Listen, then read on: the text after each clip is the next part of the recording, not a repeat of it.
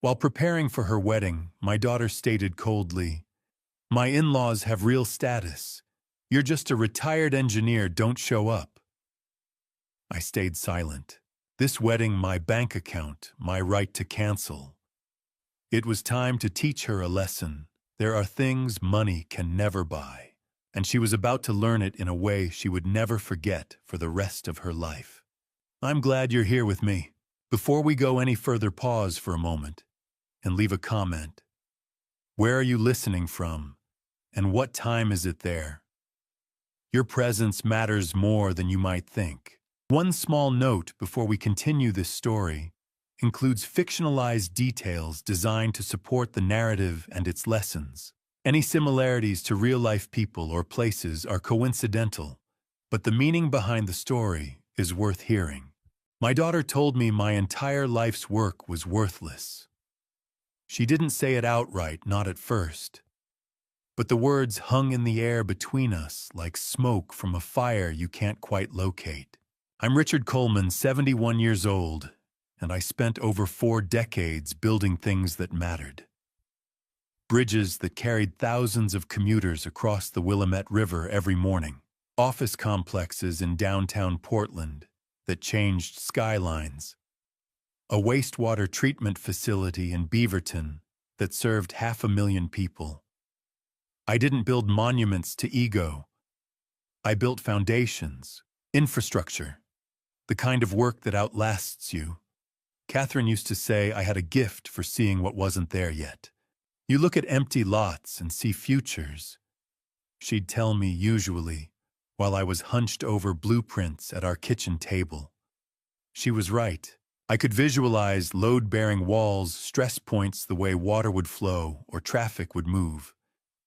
I understood physics and materials and time. I thought I understood people too.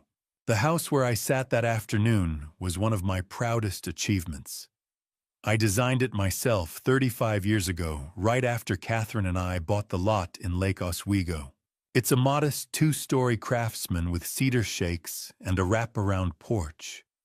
Every joist, every window placement, every gentle slope of the roof, I drew it all by hand.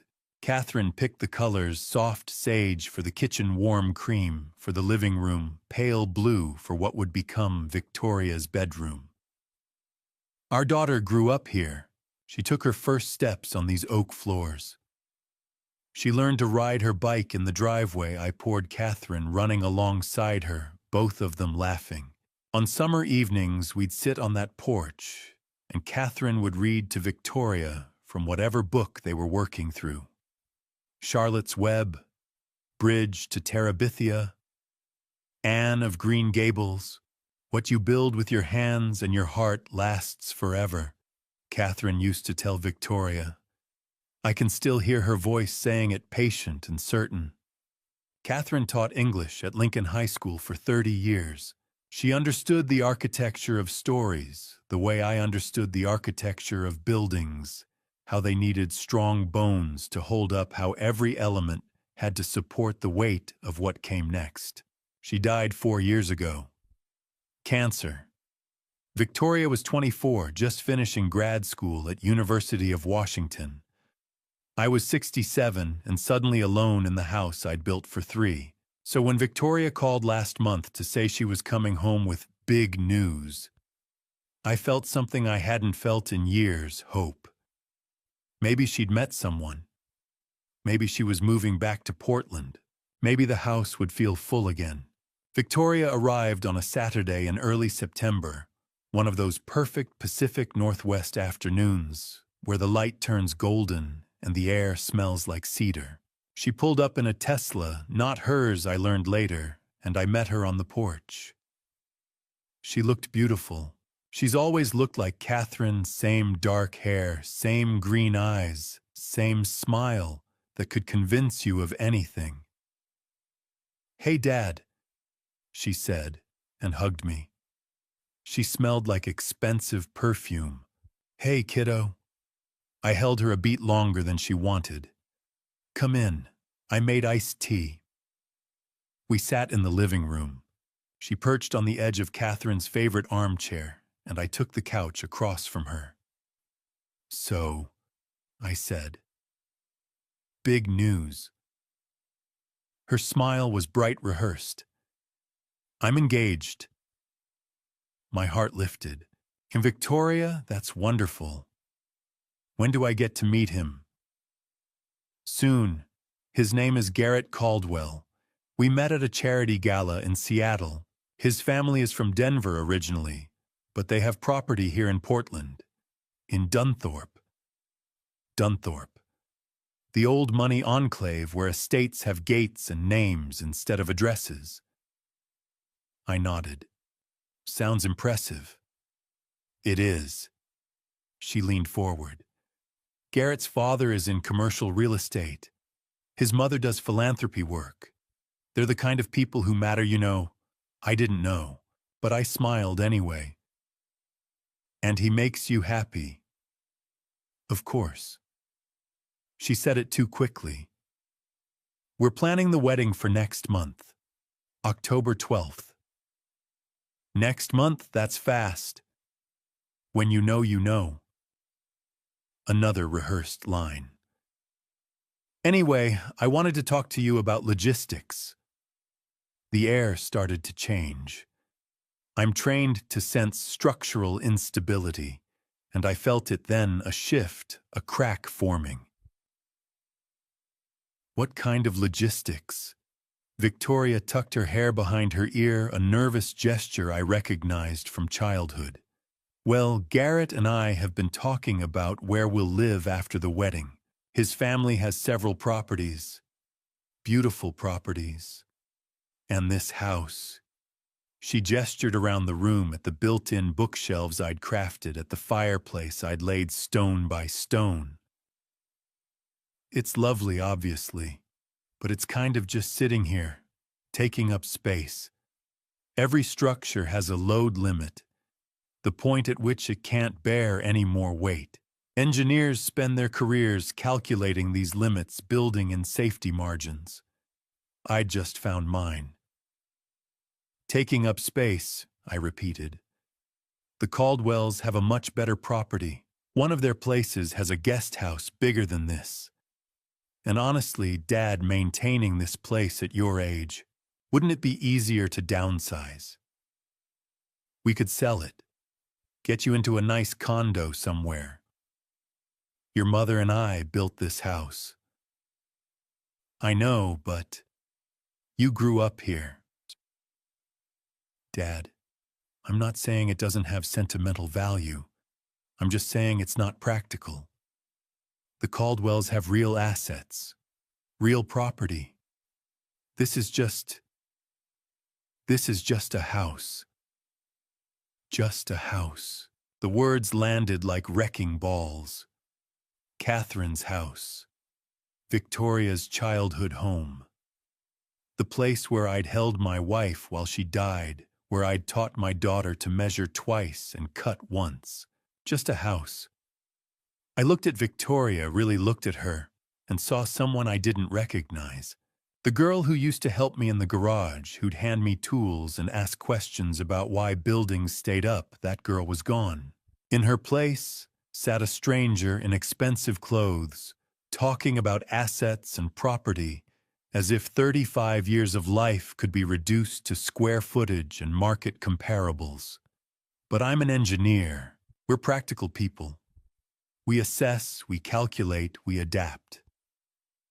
And sitting there in my living room, I realized I was about to embark on the most important project of my life. I didn't know it yet, but I was about to design something that would last longer than any bridge, any building, any blueprint I'd ever drawn.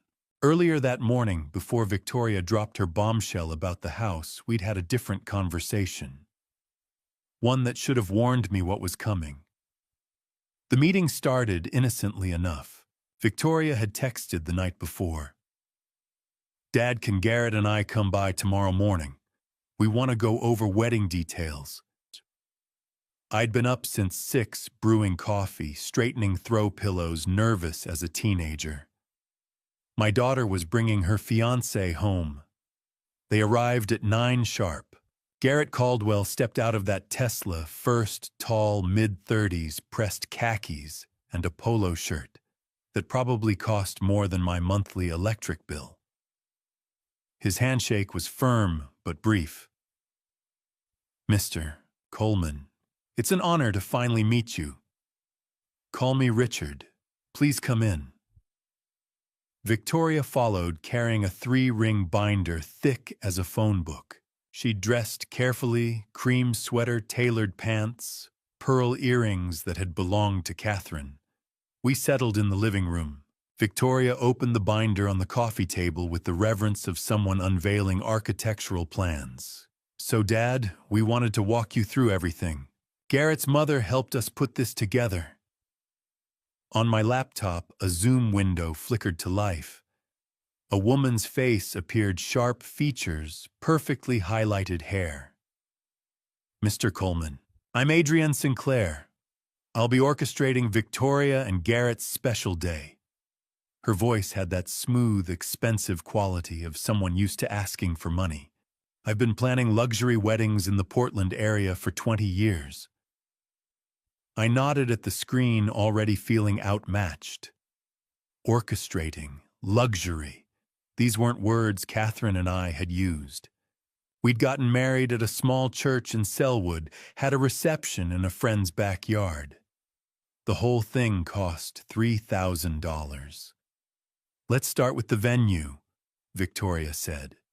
"We've booked the Abernethy Center in Oregon City." "Beautiful choice," Adrienne chimed in.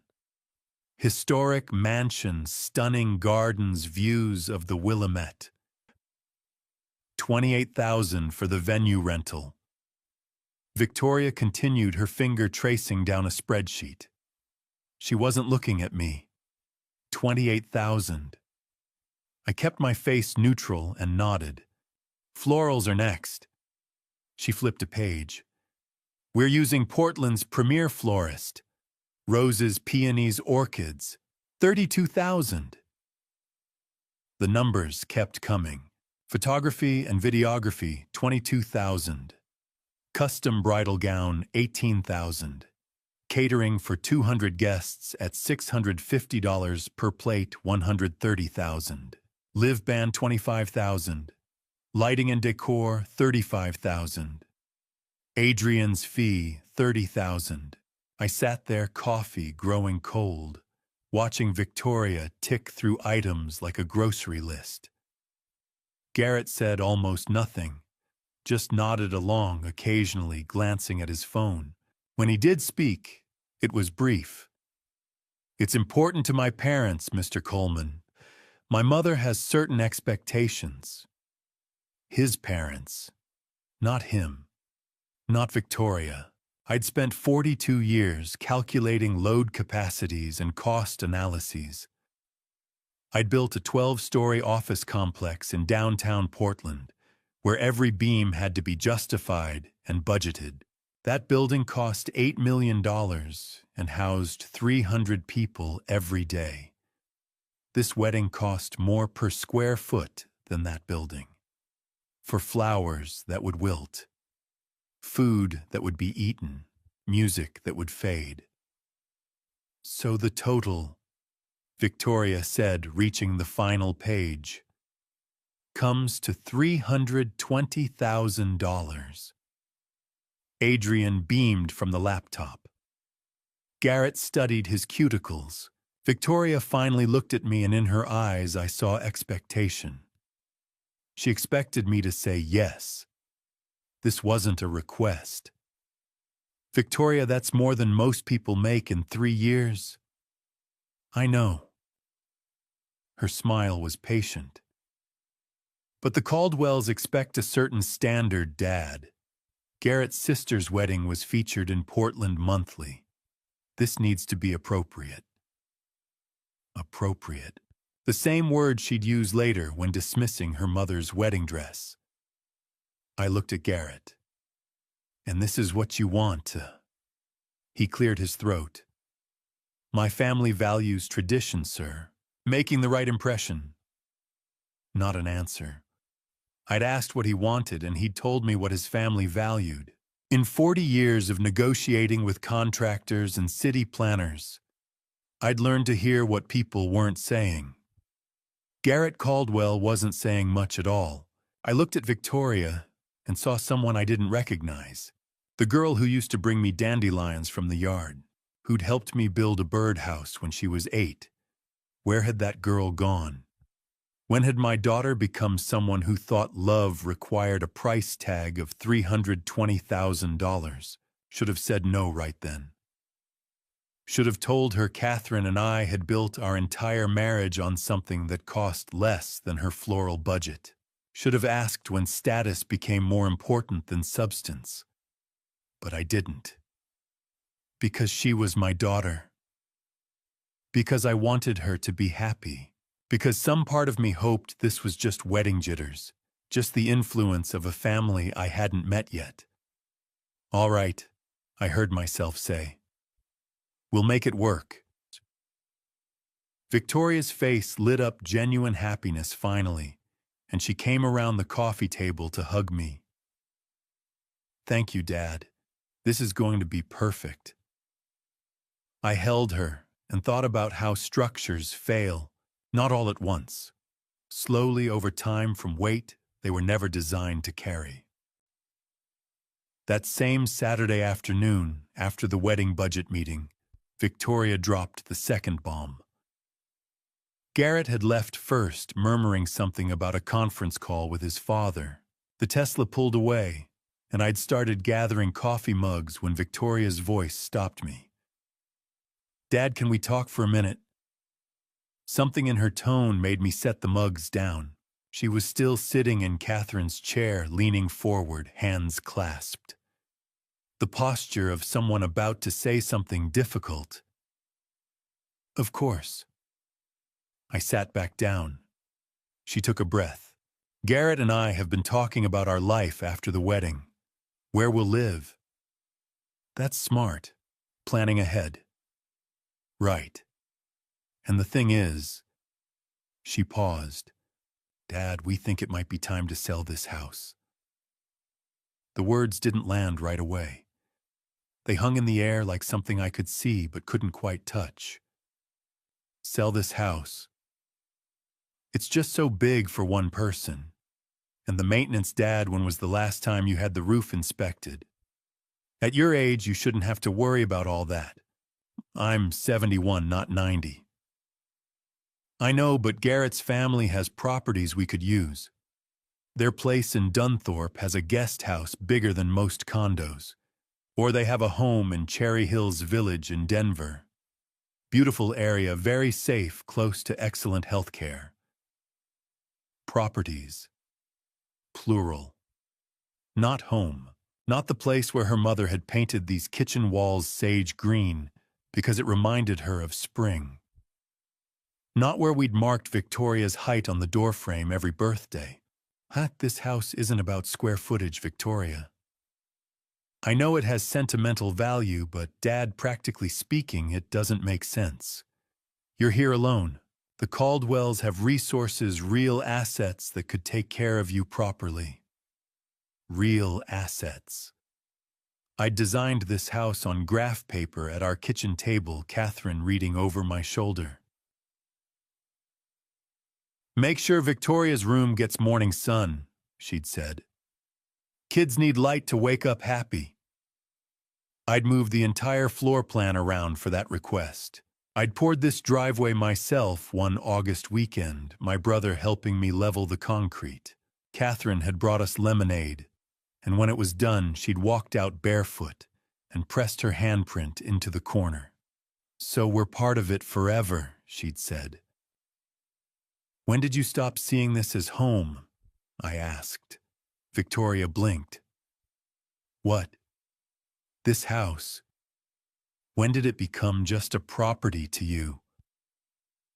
Dad, I'm not saying it's not special. I'm saying it's not practical for where you are in your life. I don't care what the Caldwells have. The sharpness in my voice surprised us both. Victoria sat back, hurt flashing across her face. I'm thinking about your future. Our future. Garrett and I are building something, and we want you to be part of it. But this house, Dad, it's just taking up space. Just taking up space.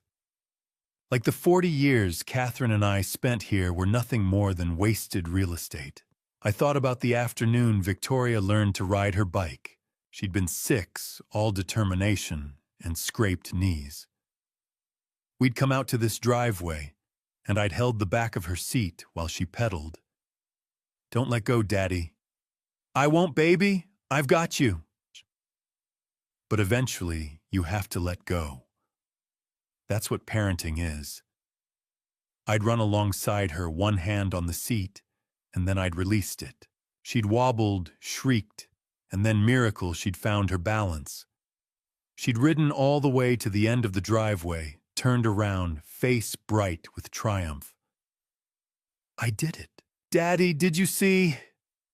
Catherine had been crying on the porch, hand over her mouth. Happy tears. Proud tears. Afterward, we'd driven to Salt and Straw for ice cream. It became our tradition. Whenever Victoria accomplished something hard, we'd go for ice cream. First day of school. First A on a test. Piano recitals. Science fair projects. High school graduation. The last time we'd gone was 4 years ago, a week before Catherine died. The 3 of us had sat in that tiny shop on Alberta Street pretending everything was normal.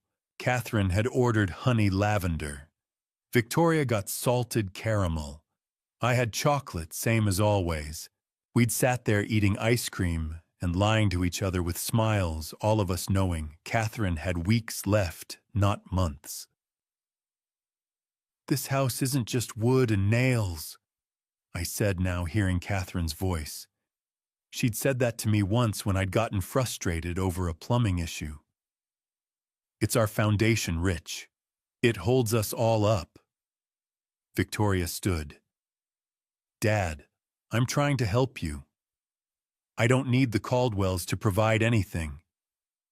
You're being stubborn. I'm being practical. This is my home. Your mother and I built it. You grew up here. Those things don't stop mattering just because there's a bigger guest house in Dunthorpe." She grabbed her purse. "I should go, Victoria. I'll call you later. Think about what I said. Really think about it." She left before I could answer. I stood at the window and watched the Tesla pull away. Garrett had been waiting in the driveway this whole time, and felt something crack inside my chest. Not break. Not yet. Just crack.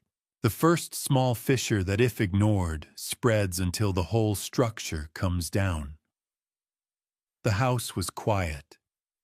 The kind of quiet that feels heavy. I walked through the rooms, slowly. The kitchen where Catherine had taught Victoria to make pancakes. The living room where we'd spent Christmas mornings. The staircase where we'd taken 1,000 photos. At the top of the stairs, I paused at Victoria's old bedroom door. Same pale blue walls. Same bookshelf filled with her childhood favorites. Same window that caught morning sun just like Catherine had wanted. Damage doesn't happen overnight. It starts small, a hairline fracture, a loose connection, something that shifts just slightly. You don't notice it at first. And then one day, you do. I went back downstairs as afternoon light slanted through the windows, turning everything golden. The house felt emptier than it ever had, even in the 4 years since Catherine died. But empty wasn't the same as broken. Not yet. Monday morning, I did what any engineer would do. When facing an unstable situation, I analyzed the data. I'd spent Sunday alone in the house, Catherine's absence feeling sharper than usual. Victoria hadn't called. I hadn't expected her to. So I sat in my home office, a converted bedroom upstairs with a view of the backyard, and opened my laptop. If my daughter wanted to treat our relationship like a business transaction, then I'd approach it the same way. I pulled up my credit card statement. Victoria had been an authorized user since college, a practical decision Catherine and I had made for emergencies. Gas, textbooks, a car repair. We'd trusted her to be responsible, and for years she had been. The monthly statement rarely showed more than $100 in her charges. This month was different. I scrolled through the list, and my chest tightened with each line item. These weren't emergencies. These were charges from months ago hidden in plain sight. Because I'd stopped checking statements closely after Catherine died. The first charge was from 2 months back, $12,000 to Skyline Rooftop Venue in Portland. I clicked on it. An event space downtown. High end. I grabbed my phone and dialed Victoria. "Dad, I'm at work. This won't take long. Can you tell me about a $12,000 charge to Skyline Rooftop?" Silence. Then what? 2 months ago. Skyline Rooftop Venue, $12,000 on my card. Oh, that was the engagement party. The engagement party. I kept my tone neutral. The small gathering you mentioned. It wasn't that small. We had about 100 people. 100 people. At a rooftop venue in downtown Portland. I hadn't been invited. I see. And you didn't think to mention this charge. Dad, we talked about this. Wedding expenses. You said you'd help. We talked about the wedding, not an engagement party I wasn't invited to. It was mostly Garrett's family and their friends. You would have been bored. I moved to the next charge. $14,000 to Las Vegas luxury travel, bachelorette package. That's just the deposit for my trip next week. Las Vegas, $14,000. It's not just for me, Dad. I'm covering costs for my bridesmaids. The Caldwell women expect a certain standard. Right. I scrolled further. Nordstrom men's. Custom suits. $5,500. A pause. Those are for Garrett. For Garrett. I'm buying your fiancé's wedding suits. His groomsmen suits, actually. There are 4 of them. Without asking me first. Her voice hardened. Are we really going to nickel and dime everything? I'm not nickel and diming. I'm trying to understand why you've spent over $60,000 on my credit card without telling me. $60,000. She sounded genuinely surprised. Pumpkin Ridge Golf Club, $3,200 for a private event. That was Garrett's bachelor party. His father suggested, I don't care what his father suggested. My voice came out sharper than intended. And then there's the $28,000 deposit for a resort in Bora Bora. That's our honeymoon. I can see that. What I can't see is when you plan to ask my permission. Dad, these are wedding expenses. You said you'd pay for my wedding. No, Victoria. These are things you charged because you knew I'd say no if you asked first. Silence, long enough that I thought she'd hung up. Then, I knew you wouldn't understand. You're right. I don't understand. Help me understand why my daughter thinks it's acceptable to take $62,700 without asking. Because you would have said no. Her voice cracked. You would have told me it was too much, that we should scale back, that the Caldwell's expectations don't matter. But they do matter, Dad. They matter to me. And what about what matters to me? You said you'd pay for my wedding. You promised.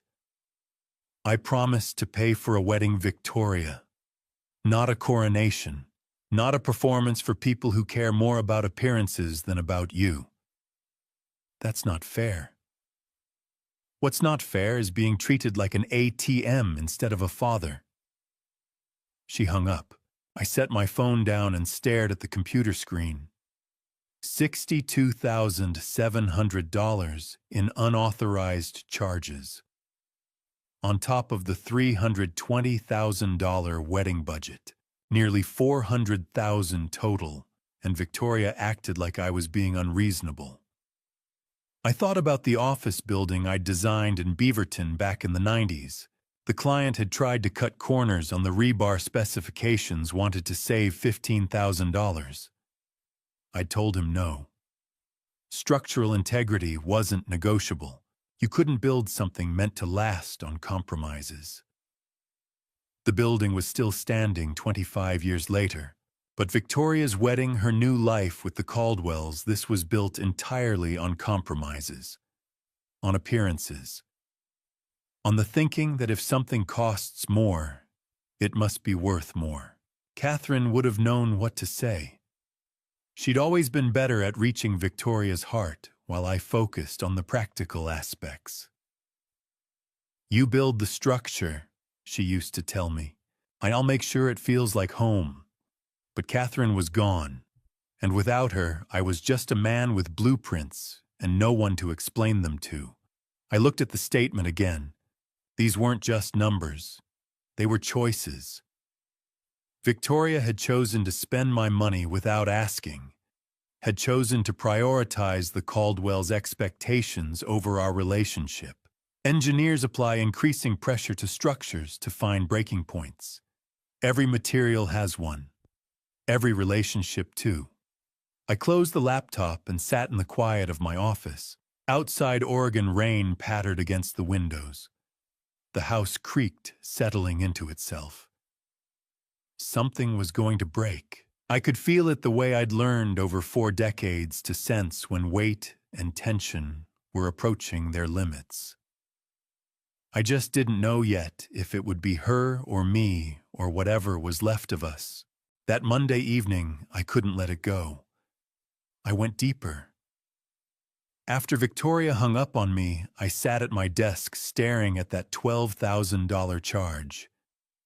An engagement party I hadn't been invited to. 100 guests celebrating my daughter's future, while I sat home alone, completely unaware. I clicked on the transaction details. Most credit card charges just show the merchant name and total, but sometimes you can find itemized receipts. I logged into the vendor portal, entered the confirmation number, and waited. There it was, the full breakdown. Skyline rooftop venue rental for 100 guests, $4,500. Premium bar package with top-shelf liquor, $3,200. Past hors d'oeuvres, seared ahi tuna truffle, mac and cheese bites, $2,800. DJ and theatrical lighting, $1,500. $12,000. For a party that lasted maybe 3 hours. $100 per guest for appetizers and drinks. Catherine and I had hosted Victoria's high school graduation party in our backyard. Grilled burgers, potato salad, folding tables from the church. 50 people. $300 total. Victoria had glowed all afternoon, and Catherine had taken so many pictures the camera battery died. But that hadn't been good enough for the Caldwells. I tried to remember what Victoria had told me about the engagement party. July, right after they'd gotten engaged. She'd called me excited. Dad Garrett's parents want to throw us an engagement party. Just a small thing with some family friends. Nothing formal. That's nice of them. When is it? Next Saturday. It's just going to be casual, really low-key. Low-key. $12,000. 100 people at a rooftop venue downtown. Will I get to meet Garrett's parents? I'd asked. A pause. It's actually going to be mostly their friend's dad. Business associates' family from Denver.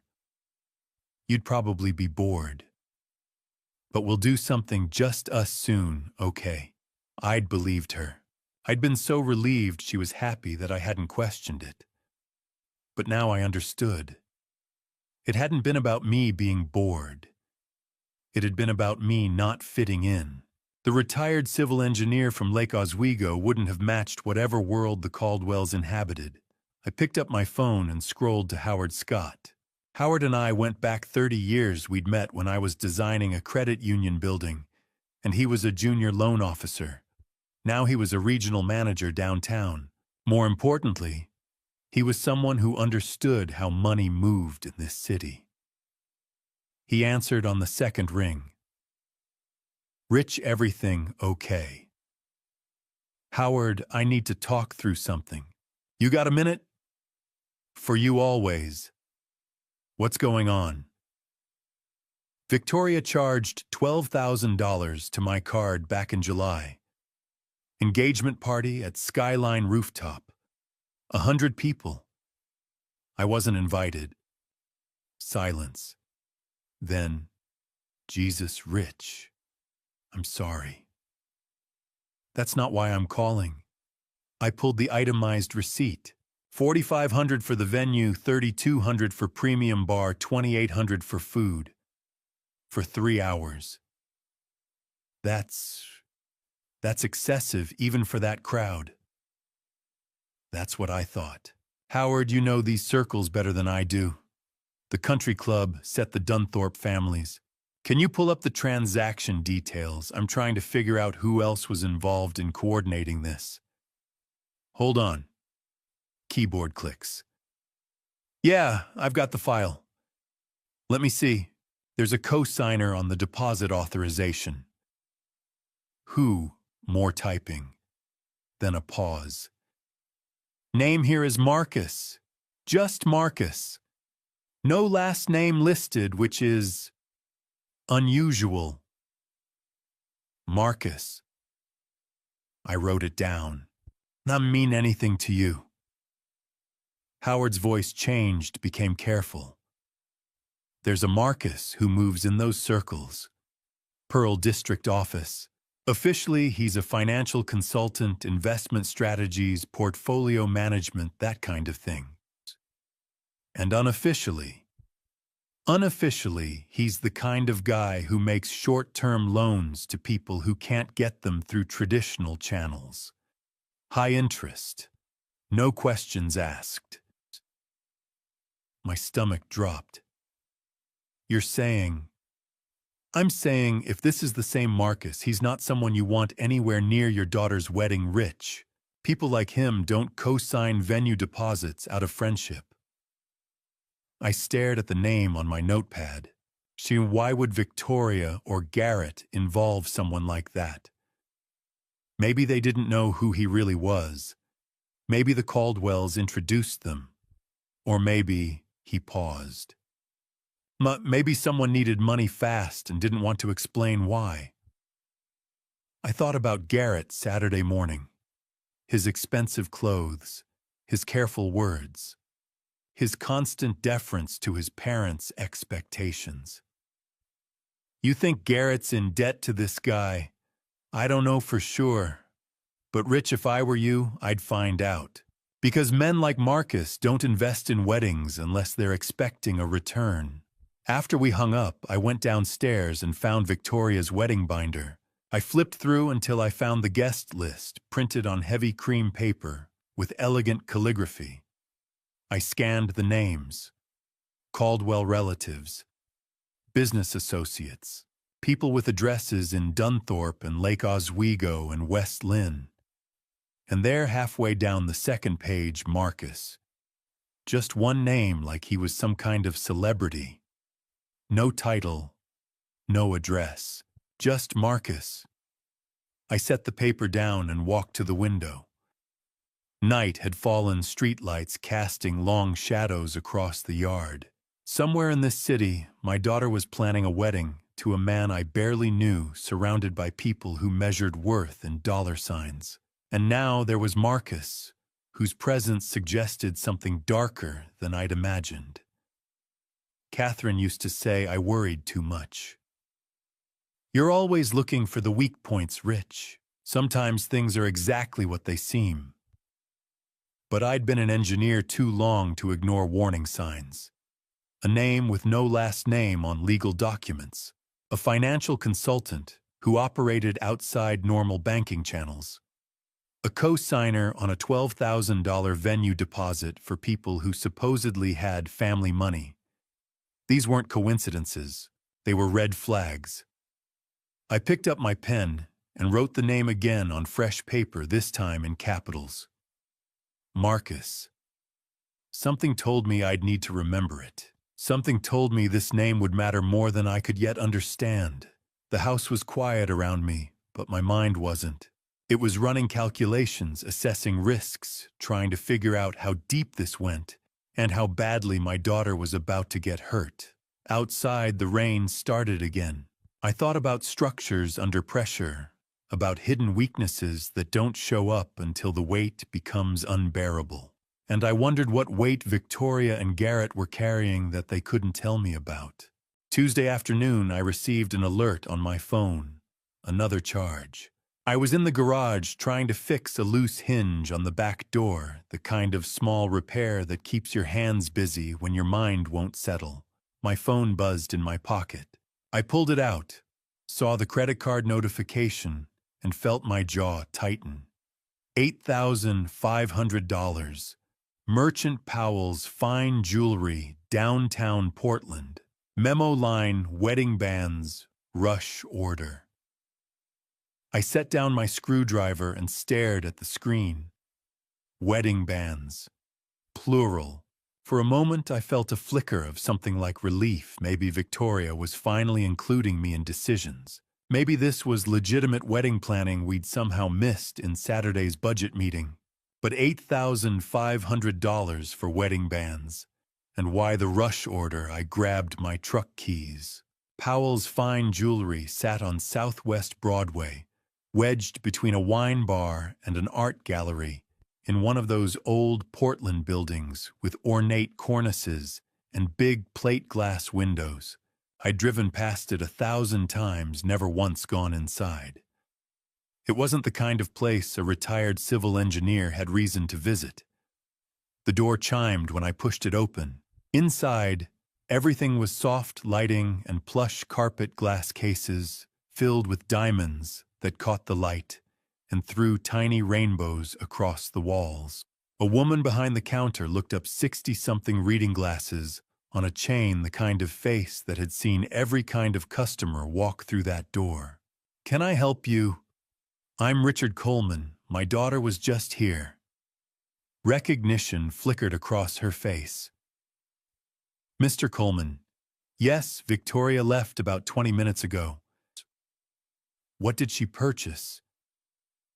The woman hesitated, glanced toward the back room. "Perhaps you should speak with her directly.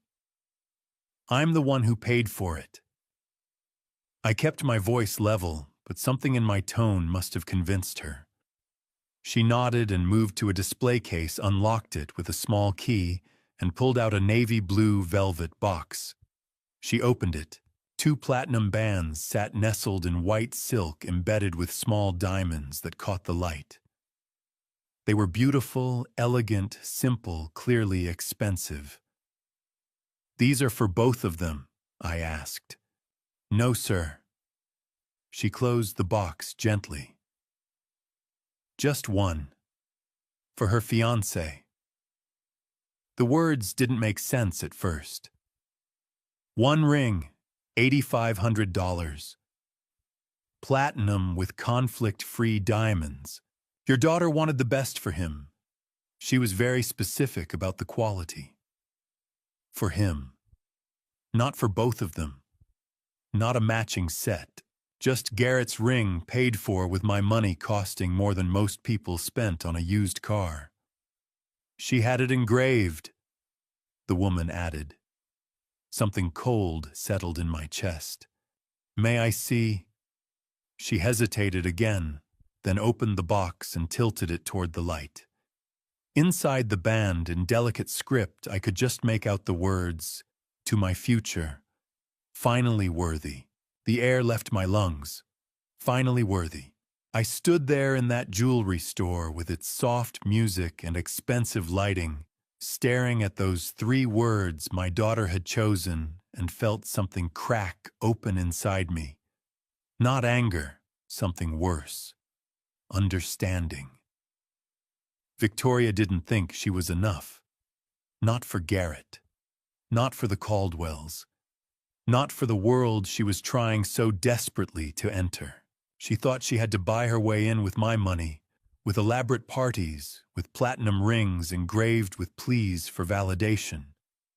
Finally worthy, as if everything she'd been before the girl who brought me dandelions, who helped me pour concrete, who laughed with Catherine over ice cream, as if none of that had been worth anything, as if she had to prove herself deserving of love by spending money she didn't have on people who measured worth in dollar signs. Did she seem happy? I heard myself ask. The jeweler looked at me with something like sympathy. She seemed determined, Mr. Coleman. Very determined. Determined. Not happy. Not excited. Not glowing the way a bride should be when choosing symbols of forever. Thank you. I managed and walked out before she could say anything else. I sat in my truck outside the store for a long time, engine off hands, gripping the steering wheel. Downtown Portland moved around me, people walking dogs, carrying coffee, living their Tuesday afternoon lives. Normal lives. Uncomplicated lives. My phone buzzed. A text from Victoria. Dad, about yesterday. Can we talk later? I'm sorry I got upset. I stared at the message. She wanted to apologize for hanging up, for getting defensive about the charges, but she had no idea I knew about this ring, about the engraving, about the fact that she'd spent $8,500 trying to convince someone she was worthy of being loved. Catherine's voice drifted through my memory, not a specific conversation, just her tone, her warmth, the way she used to look at Victoria when our daughter didn't know she was watching. Pure love, unconditional pride, the kind of affection that didn't require proof or payment or platinum. A ring is a symbol Rich Catherine had told me once years ago when we were shopping for Victoria's high school class ring. It's supposed to remind you of something real, something that matters. What was this ring supposed to remind Garrett of? That Victoria had paid enough, spent enough, proved herself enough. I started the truck and pulled into traffic, but I barely saw the road. Those words kept burning through my mind to my future. Finally worthy. My daughter thought she wasn't enough, thought she had to buy approval from a man who couldn't even look me in the eye during a budget meeting. Thought she had to erase everything she'd been, everything Catherine and I had tried to teach her to become someone the Caldwells would accept, and I'd enabled it. By saying yes to the wedding, by not questioning the charges sooner, by being so desperate for Victoria to be happy that I hadn't noticed she'd stopped being herself. I drove home through the late afternoon traffic past the familiar streets of my city and felt the weight of my failure settling over me like fog. Catherine would have seen this coming. Catherine would have known what to say, how to reach through Victoria's desperation and remind her who she really was. But Catherine was gone, and I was just a man who built things, structures, systems, solutions. I didn't know how to rebuild my daughter's sense of self-worth, didn't know how to make her see that she'd always been worthy. Always been enough, always been exactly who she needed to be. By the time I pulled into my driveway, the sun was setting over Lake Oswego, turning the sky orange and pink. I sat in the truck, staring at my house, the house Victoria wanted to sell, the house she thought was just taking up space, and understood something fundamental had shifted. This wasn't about a wedding anymore. It wasn't even about money. This was about my daughter trying to prove she was worthy of love by becoming someone else entirely. and I didn't know if I could save her from herself. That Tuesday evening, the phone rang. It was Adrienne Sinclair. I'd just gotten home from Powell's, still processing the ring engraving, when her name lit up my screen. I almost didn't answer. "Mr. Coleman, I'm so glad I caught you. We have an incredible opportunity. There's a sample sale at one of Portland's premier bridal boutiques." I set my keys down and waited. The designer gown Victoria's been admiring, $18,000, is available tonight for $8,000. But she needs to see it immediately. These samples don't last. I looked at the clock. 7:15. "Tonight. I know it's late, but this is the dress. I've already called the boutique. They'll stay open, but we need to move fast." Something felt wrong. The urgency. The pressure. "Let me call you back." "Mr. Coleman, I really don't think I'll call you back." I hung up and stood in Catherine's kitchen, feeling the day's weight settle over me. The ring, the engraving, finally worthy. And now a dress Victoria apparently needed to see this instant. I climbed the stairs to the master bedroom and opened Catherine's closet, reached past the jackets and blouses until my hand found plastic. I pulled out the garment bag carefully and unzipped it. Catherine's wedding dress, 45 years old, but the ivory lace still looked perfect. Simple T-length 3/4 sleeves. Nothing elaborate. Just a dress a young English teacher had bought in Selwood for $300. I checked inside and found the tag, "Catherine's Measurements," saved by Rich 1980. I'd written those numbers down the day after our wedding. Catherine had rolled her eyes. "Why are you measuring my wedding dress?" "In case Victoria wants to wear it someday." She'd hugged me. "You're such a planner." Tucked inside the bag, I found an envelope. My name in Catherine's handwriting. My hands shook as I opened it. "Rich, just in case Victoria changes her mind someday. I know she'll want to be her own person, make her own choices. But if she ever wants this, it's here. Ready. Waiting. Like we always were. Love always, C." The date, October 2019. 5 months before she died. I sat on our bed and cried for the first time since Catherine's funeral. She'd known. Even sick and fading, she'd thought about Victoria's wedding day, had wanted to give her this choice. And Victoria didn't even know it existed. I pulled out my phone and called her. "Dad, I'm really busy. Your mother saved her wedding dress for you. Do you want to try it on?" Silence. "What?" "Your mother's wedding dress. She left measurements, left a note. She saved it in case you wanted to wear it." A pause.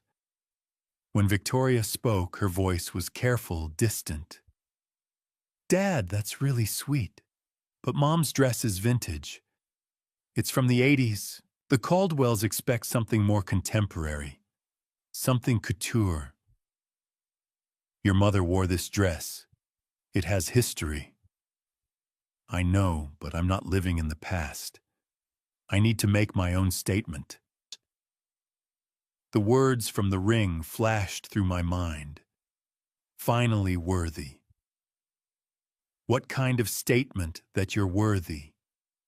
What? I'd let the anger slip. Nothing. Forget it. Are you okay? Go to your sample sale. Get your $8,000 dress. Adrienne said it was important. Everything's important to Adrienne Victoria. That's how she makes money. That's not fair. Maybe not. But neither is rejecting your mother's dress without even seeing it. Silence stretched between us. "I have to go," Victoria said, Adrian's waiting. She hung up. I sat holding Catherine's dress and felt something shift inside me. Not break. Shift. Like a building settling after stress. Victoria had rejected this dress the way she'd rejected everything else that connected her to who she'd been. The house, our traditions, the values Catherine and I had tried to instill, all dismissed as inadequate for the world she was trying to enter. I carefully folded the dress back into its bag and returned it to Catherine's closet. "She's not ready," I whispered, "and neither am I." But even saying it, I knew something had changed. The sadness I'd been carrying since Saturday was hardening into something else. Something clearer. Determination. I went to my office and pulled out the credit card statements, the wedding budget, the vendor list. I studied them the way I used to study blueprints, looking for weak points for places where intervention was possible. Catherine would have known how to reach Victoria's heart, but Catherine was gone, and I was an engineer. I solved problems by changing variables, by removing unstable elements, by redesigning structures that couldn't support their own weight. If Victoria wouldn't listen to words, maybe she'd understand something else. Outside, the rain picked up drumming against the windows. I turned on my desk lamp and began making notes, my handwriting steady and precise. This wasn't about the wedding anymore. This was about teaching my daughter a lesson about worth, what it really meant, and what it cost. And lessons I was learning sometimes required consequences. The next morning, I drove to the bridal boutique. I'd barely slept. All night, I'd lain awake thinking about Catherine's dress hanging in the closet, about Victoria's dismissive voice on the phone, about that engraving inside the ring.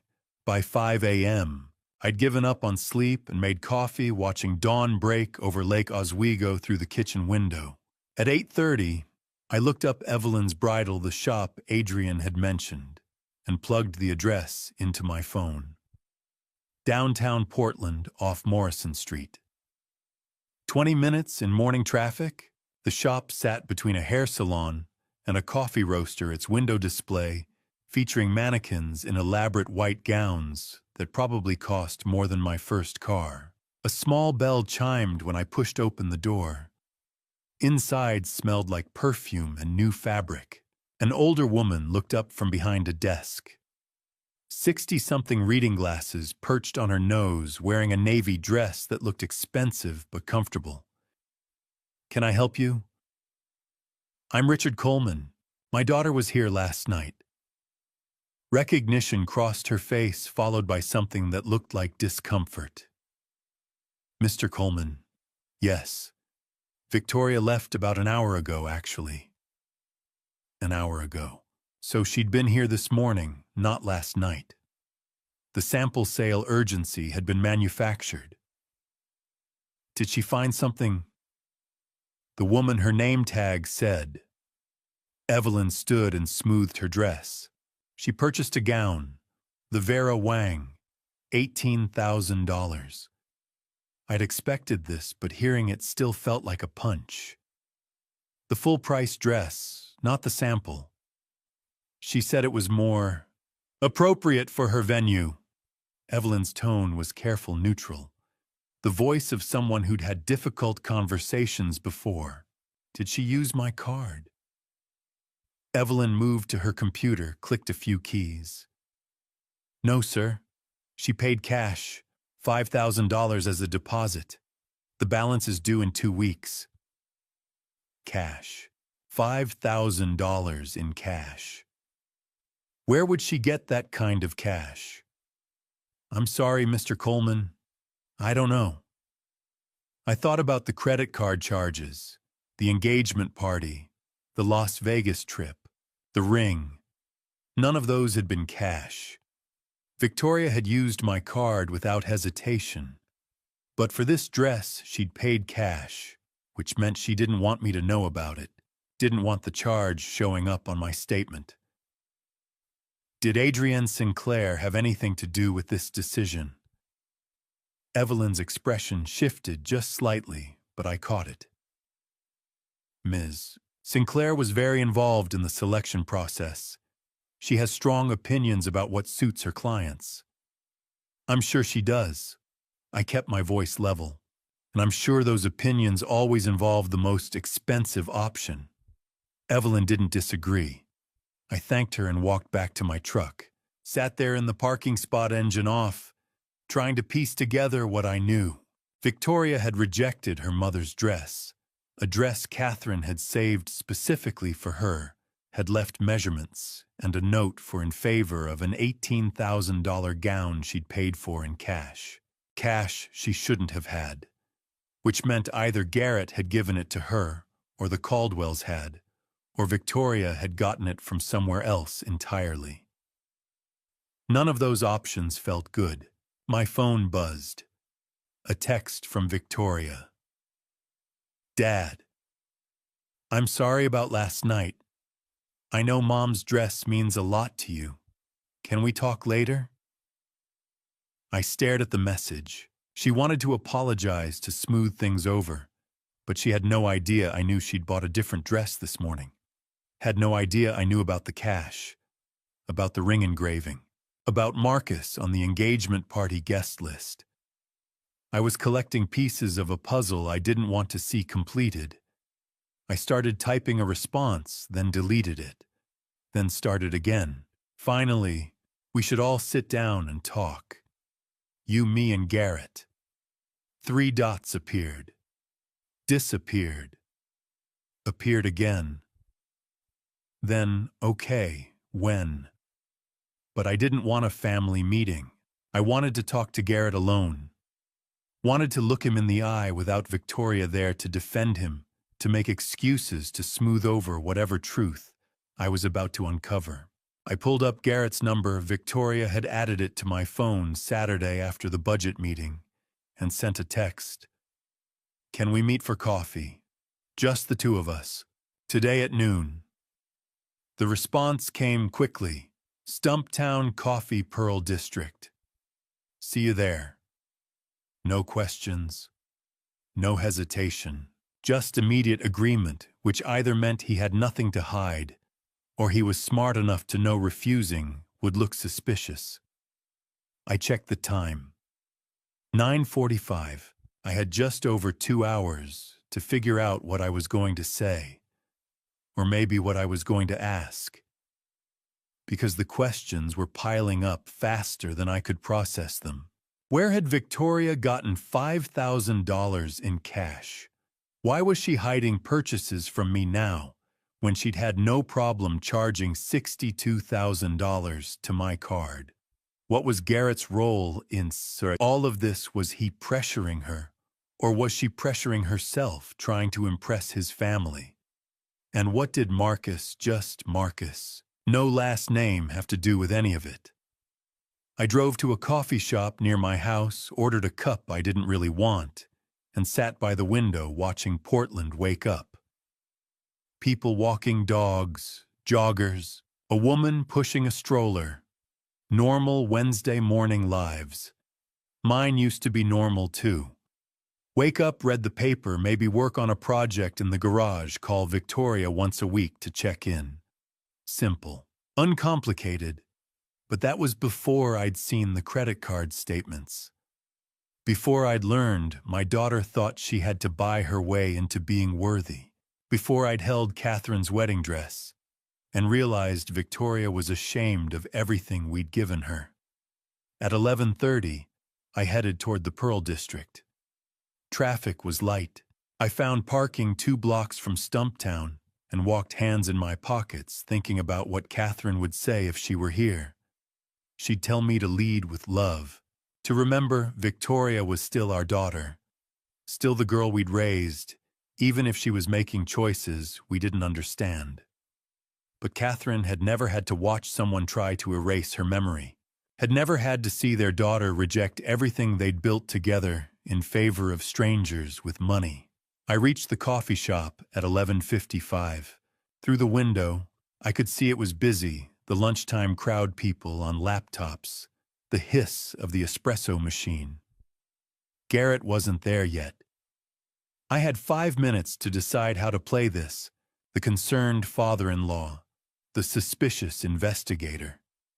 The man who just discovered his daughter was hiding cash payments and rejecting family heirlooms. In the end, I decided on the truth. I'd ask direct questions and see if Garrett gave me direct answers. Because one way or another, I was going to find out what my daughter had gotten herself into, and whether the man she was about to marry was part of the problem or part of the solution. That Wednesday afternoon, I met Garrett at Stumptown Coffee. The Pearl District location sat in a converted warehouse, exposed brick industrial lighting, the smell of fresh roasted beans, mixing with the hum of conversation. I'd arrived early and claimed a corner table positioned so I could see the door. Old habit from years of job site meetings where you wanted to control the space. Garrett walked in at noon, exactly dressed in business casual pressed khakis, button-down shirt, leather messenger bag slung over one shoulder. He spotted me and raised a hand, but his smile didn't reach his eyes. He looked nervous. Good. He should be. Mr. Coleman. He shook my hand and sat down across from me. Thanks for meeting. Call me Richard. Coffee. I'm good, thanks. We sat for a moment in uncomfortable silence. Around us, the coffee shop buzzed with the Pearl District lunch crowd. Young professionals on laptops, designers with portfolio cases, the kind of people who measured success in Instagram followers and networking events. Beautiful weather we're having, Garrett said finally. For September anyway. I didn't have patience for small talk. Garrett, I need to ask you something directly. He straightened in his chair. Okay, do you love my daughter? Whatever he'd been expecting, it wasn't that. His eyes widened slightly. Yes, absolutely. Then why does she feel like she needs to buy your approval? What?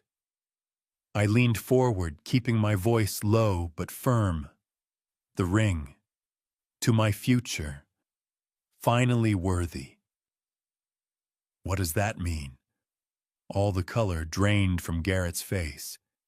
He looked down at his hands, then back up at me. She told you about the engraving. The jeweler did. Talk to me. Garrett was quiet for a long moment, and I watched him struggle with whatever he was about to say. Finally, he sighed a sound that came from somewhere deep and tired. My parents, he began, they have expectations. What kind of expectations? They want Victoria to fit into our world. The right dress, the right venue, the right... He gestured vaguely. The right everything. They want her to be someone they can show off at the club, someone who reflects well on the family name. Image. Yes. I sat back studying him. He couldn't meet my eyes. And you? What do you want? I want Victoria to be happy. Is she happy? The silence that followed told me everything I needed to know. Garrett stared at the table, at the wood grain, at anything but me. I don't know anymore, he said quietly. Then why are you marrying her? He looked up at that, and for the first time I saw something real in his expression. Something that looked like pain. Because I love her. And because... He trailed off. Because what? Because my family expects it. Because we've already sent the invitations, booked the venue, made all the announcements. Because backing out now would be... He shook his head. It would be complicated. Complicated. Not wrong. Not impossible. Just complicated. I thought about Victoria at 18, when she'd wanted to defer college for a year to travel. Catherine and I had supported her, even though everyone else had questioned it. We'd believed in letting her find her own path, even when it wasn't the conventional one. But Garrett wasn't like that. Garrett was a man who did what was expected, who followed the path laid out for him, who measured decisions by what other people would think, rather than what he actually wanted. Garrett, I said, and he looked up at me. Can I tell you something I learned in 40 years of engineering? He nodded. A structure is only as strong as its weakest point. You can have the best materials, the best design, the most expensive construction. But if there's one weak connection, one compromised joint, the whole thing can fail. And when it fails, people get hurt. I'm not sure I understand. Your marriage is a structure, and right now it's built on weak connections. Victoria's trying to be someone she's not. You're trying to please parents who sound like they'll never be satisfied. Neither of you is choosing each other. You're choosing the idea of each other. The image. Garrett's hands were clasped so tightly his knuckles had gone white. It's not that simple. It is, actually. It's the simplest thing in the world. Either you choose her, the real, her the one who grew up in a house in Lake Oswego and used to ride her bike in the driveway, or you choose what your parents want. But you can't have both. And if you try, you'll destroy her in the process. Mr. Coleman Richard, I do care about her. I do. I believe you. But caring isn't enough. Not when she's convinced herself she has to be worthy of your love.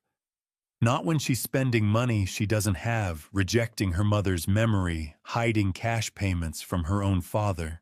Do you know where she got $5,000 in cash this morning? His face gave him away before he could speak. He knew. Where Garrett? He shook his head. I can't, or won't. It's complicated. There was that word again.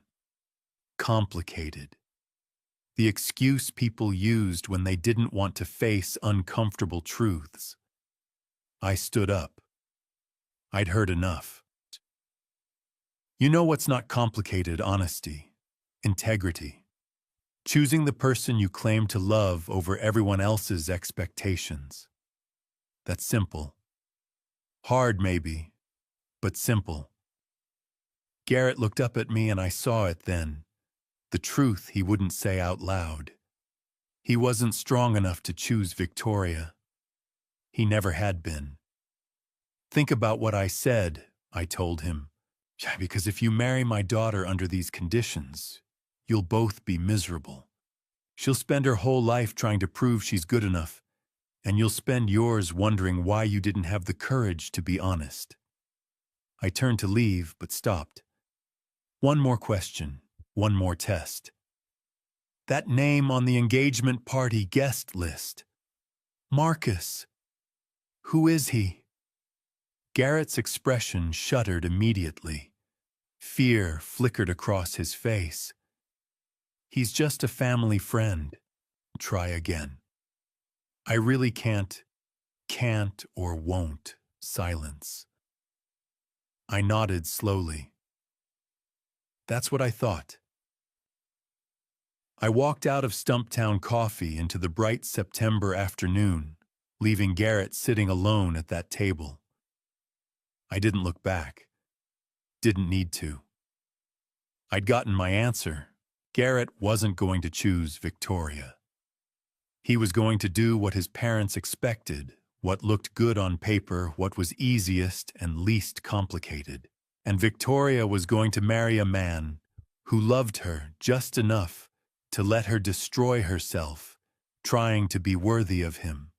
The fall air was crisp, smelling of rain that hadn't yet fallen. I walked the 2 blocks back to my truck, slowly hands in my pockets, thinking about structures and weak points and catastrophic failures. I'd spent 40 years preventing disasters, designing around problems before they became crises, building in safety margins so that when stress came, and it always came, the structure could handle it. But I couldn't prevent this. Victoria had already made her choices. Garrett had made his. The only question left was what I was going to do about mine. Few days later, on Saturday, I called a family meeting. I'd spent those days in careful preparation. Thursday, I organized my financial documents. Friday, I met with my accountant to review what I could realistically offer. By Saturday morning, I knew exactly what I was going to do. I set the meeting for 6 o'clock. That gave me time to prepare the house, to set everything up right. I cleaned the formal dining room, the one with Catherine's antique table she'd found at an estate sale in Milwaukee, polished the dark wood until it gleamed. At 5:30, I laid out my documents. My retirement portfolio summary, just an overview, a folder containing preliminary paperwork for something I'd started researching, the Catherine Coleman Foundation. Still just an idea on paper, but real enough. And in a sealed envelope, a check. $95,000. I'd written it that morning, signed it, stared at it, before sealing it away. Victoria texted at 5:45. On our way. They arrived at 6:03. Victoria wore a navy dress. Garrett had on slacks and a sweater. They looked like they were heading to a job interview. I met them at the door. Come in. Hey, Dad. Victoria hugged me. Thanks for inviting us. We moved to the dining room. Victoria stopped when she saw the formal table, the documents. Dad, what's all this? Sit down, please. They sat. Victoria took Catherine's chair. Garrett sat across from her. I took my usual spot at the head. The evening light slanted through the windows. The house was quiet except for Catherine's grandmother's clock ticking on the mantel. Thank you both for coming, I said. I've been thinking about the wedding. Victoria leaned forward, hopeful. And I know it's expensive, but let me finish. I kept my voice gentle but firm. I've reviewed everything. The $320,000 budget. The unauthorized charges, $62,700. The engagement party I wasn't invited to. The dress you bought with cash. The house you want to sell. Garrett shifted. Victoria's face went blank. I've thought about all of it. And I want to make you an offer. A final offer. I slid the envelope across the table. Victoria opened it slowly. I watched her face as she read the check. Hope flickered, then confusion. Dad, this is $95,000. That's what I can give you. Use it however you want. Scale down the wedding. Ask the Caldwells to cover the difference. I don't care. But that's what you're getting from me. But this isn't enough for... I know. That's the point. Garrett cleared his throat. Mr. Coleman, perhaps my parents could... Your parents aren't my concern, Garrett. My daughter is. Right now, my daughter is planning a wedding that costs more than most people make in 5 years. For what to impress people who measure worth in flower arrangements? Dad, you don't understand. I understand perfectly. You've spent nearly $400,000, some without asking, trying to buy approval from people who should love you for who you are. Victoria's hands shook. Not the Caldwells have standards. I don't care about their standards. I care about you. I'm watching you turn yourself inside out trying to be someone you're not. That's not fair. What's not fair is being treated like an ATM. What's not fair is watching you reject everything your mother and I gave you. What's not fair is knowing you bought an $8,500 ring engraved with "finally worthy" because you don't think you're good enough. She went white. How did you? The jeweler told me. Garrett stared at the table. Victoria's eyes filled with tears. This check represents what I can afford without jeopardizing my future. It's generous. It's more than most parents give, but it's not $320,000. So what are we supposed to do? Make choices, real choices about what matters. Decide if you're marrying Garrett because you love him or because his family has money. Figure out if this wedding is about celebrating your marriage or performing for an audience. Garrett spoke quietly. Maybe we should take a breath. Garrett, this is between me and my daughter. He looked stung but didn't argue.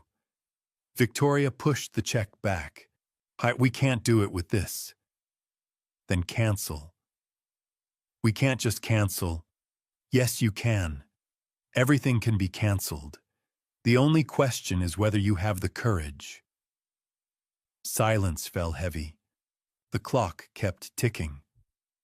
Victoria stood abruptly. I need air. She walked out. I heard the front door close. Garrett and I sat across from each other. She loves you, I said quietly. I know. Do you love her? He met my eyes. Yes, but not enough apparently. The honesty surprised me. Then why go through with it? Because I don't know how to stop. I picked up the check, put it back in my pocket. Victoria wasn't going to take it. The room fell into complete silence. I could hear the clock ticking my own heartbeat. This was the moment, the breaking point, and I knew something fundamental had just broken. Victoria stared at the check like it was something from another planet. The silence stretched 30 seconds that felt like hours. I watched her face, watched the calculations happening behind her eyes. The math wasn't working out the way she wanted, and she knew it. $95,000, she said finally, her voice flat. That's all. That's more than most people spend on a down payment for a house. But we've already committed to vendors. Adrian says if we cancel now, we'll lose all our deposits. The venue alone. Adrian works for you, Victoria. Not the other way around. She looked at the check again, then slid it back across the table toward me. The movement was deliberate, almost ceremonial. This isn't enough, Dad. Then cancel the wedding. Garrett shifted in his seat.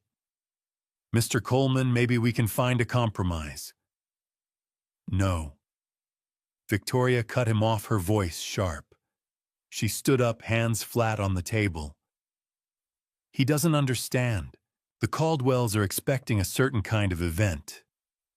Garrett's sister's wedding was in Portland monthly.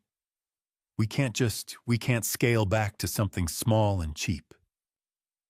I don't care what the Caldwells are expecting.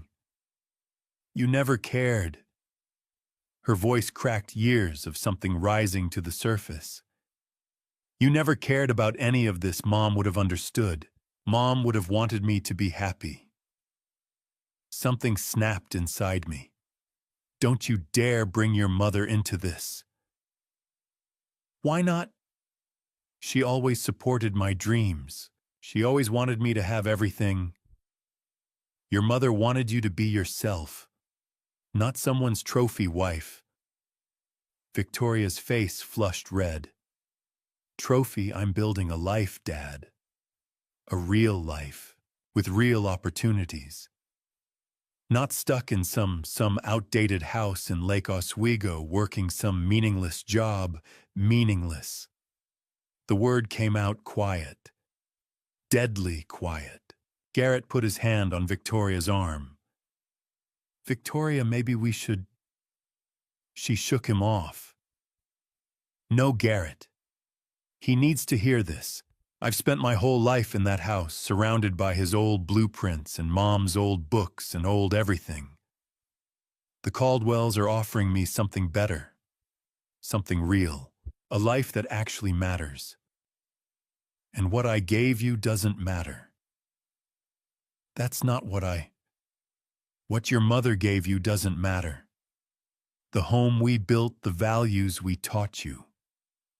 The life we provided, none of that matters because it wasn't expensive enough, because we didn't have a gate at the end of our driveway. You're twisting my words. I'm repeating them. I picked up the check, held it between us. This represents 43 years of work, of saving, of planning for a future where I could help my daughter when she needed it. And you're telling me it's not enough, because you've convinced yourself you need to throw a coronation instead of a wedding. It's not a coronation.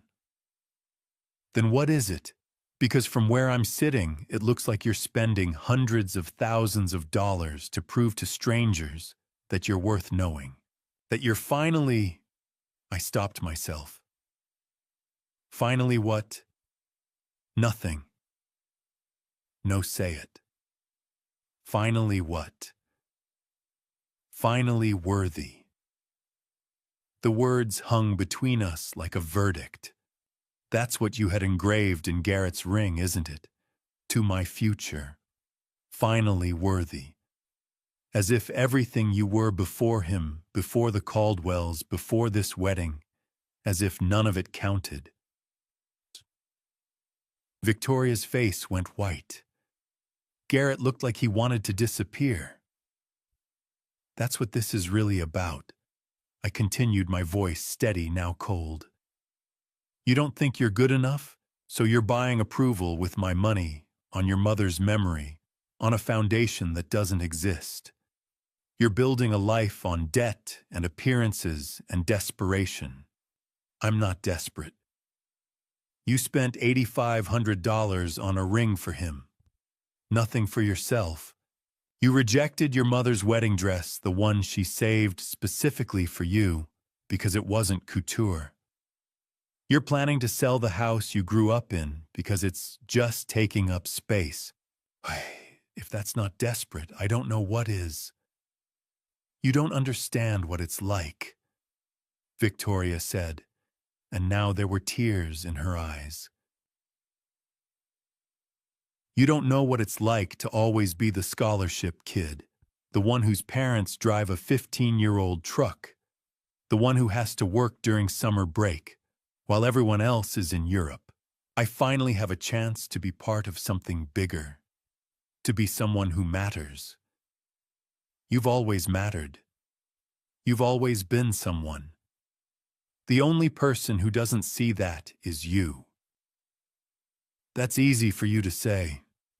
You're not the one trying to fit into a world where everyone else has everything. And you think marrying into money will fix that. You think the Caldwells will suddenly make you feel worthy. Victoria, it doesn't work that way. You'll spend your whole life chasing their approval, and you'll never get it. Because people like that don't approve. They just keep raising the bar. Garrett finally spoke. Mr. Coleman, my parents aren't your parents. I said, turning to him, have created a situation where my daughter thinks she needs to spend $400,000 to be acceptable, where she's willing to erase her own mother's memory to fit their image. So forgive me if I don't particularly care about defending them right now. Garrett went silent. Victoria wiped her eyes.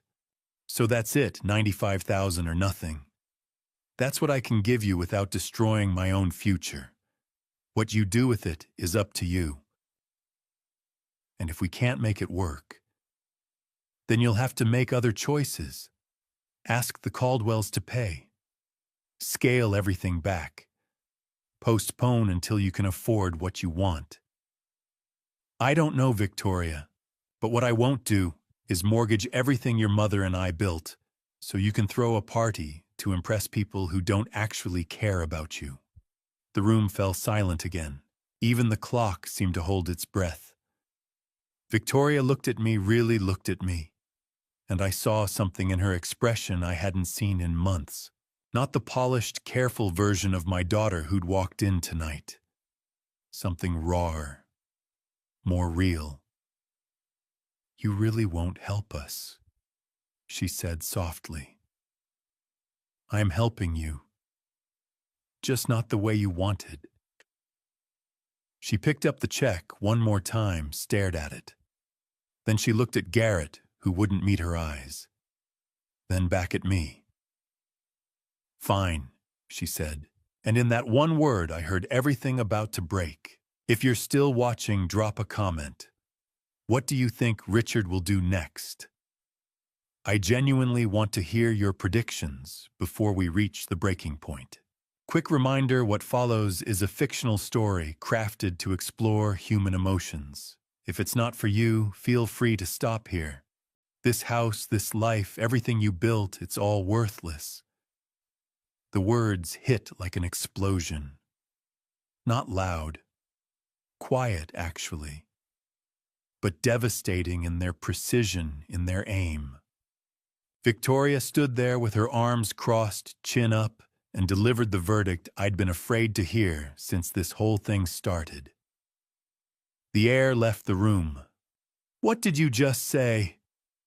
My voice came out steady. Too steady. "I said it's worthless. To me. To my future.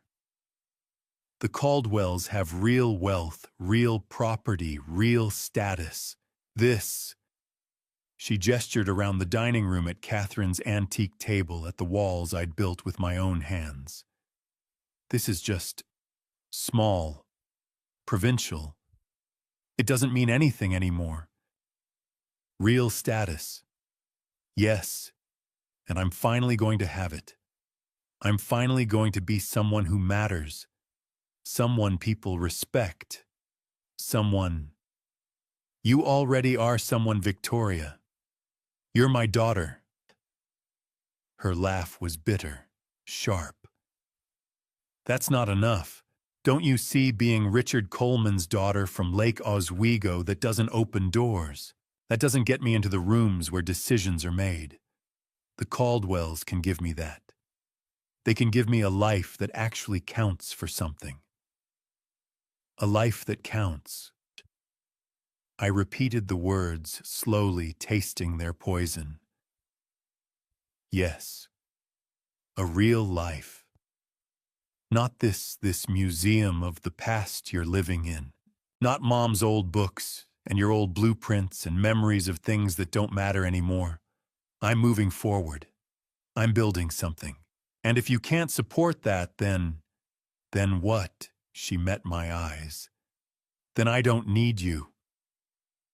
The silence that followed was nuclear. Complete. The kind of quiet that comes after something irreversible happens. I looked at my daughter, this stranger wearing Victoria's face, and felt 40 years of engineering instinct kick in. When a structure fails, you don't try to save it mid-collapse. You let it fall. You clear the debris. You start over with better materials. I picked up the $95,000 check. "You're right," I said quietly. "This isn't enough." Hope flickered across Victoria's face. "Finally, I tore the check in half. The sound was surprisingly loud in the silent room. Victoria's mouth fell open. I tore it again. Quarters. "Dad, what are you..." Again. Eighths. Stop! What are you doing? I let the pieces flutter onto Catherine's table like snow. If everything I built is worthless, then this is worthless too. You can't just, I can. And I did. I looked at Garrett, who'd gone pale, who looked like he wanted to sink through the floor. Take her home, Garrett. Take her to your real wealth, your real property, your real status. Mr. Coleman, please. Please what?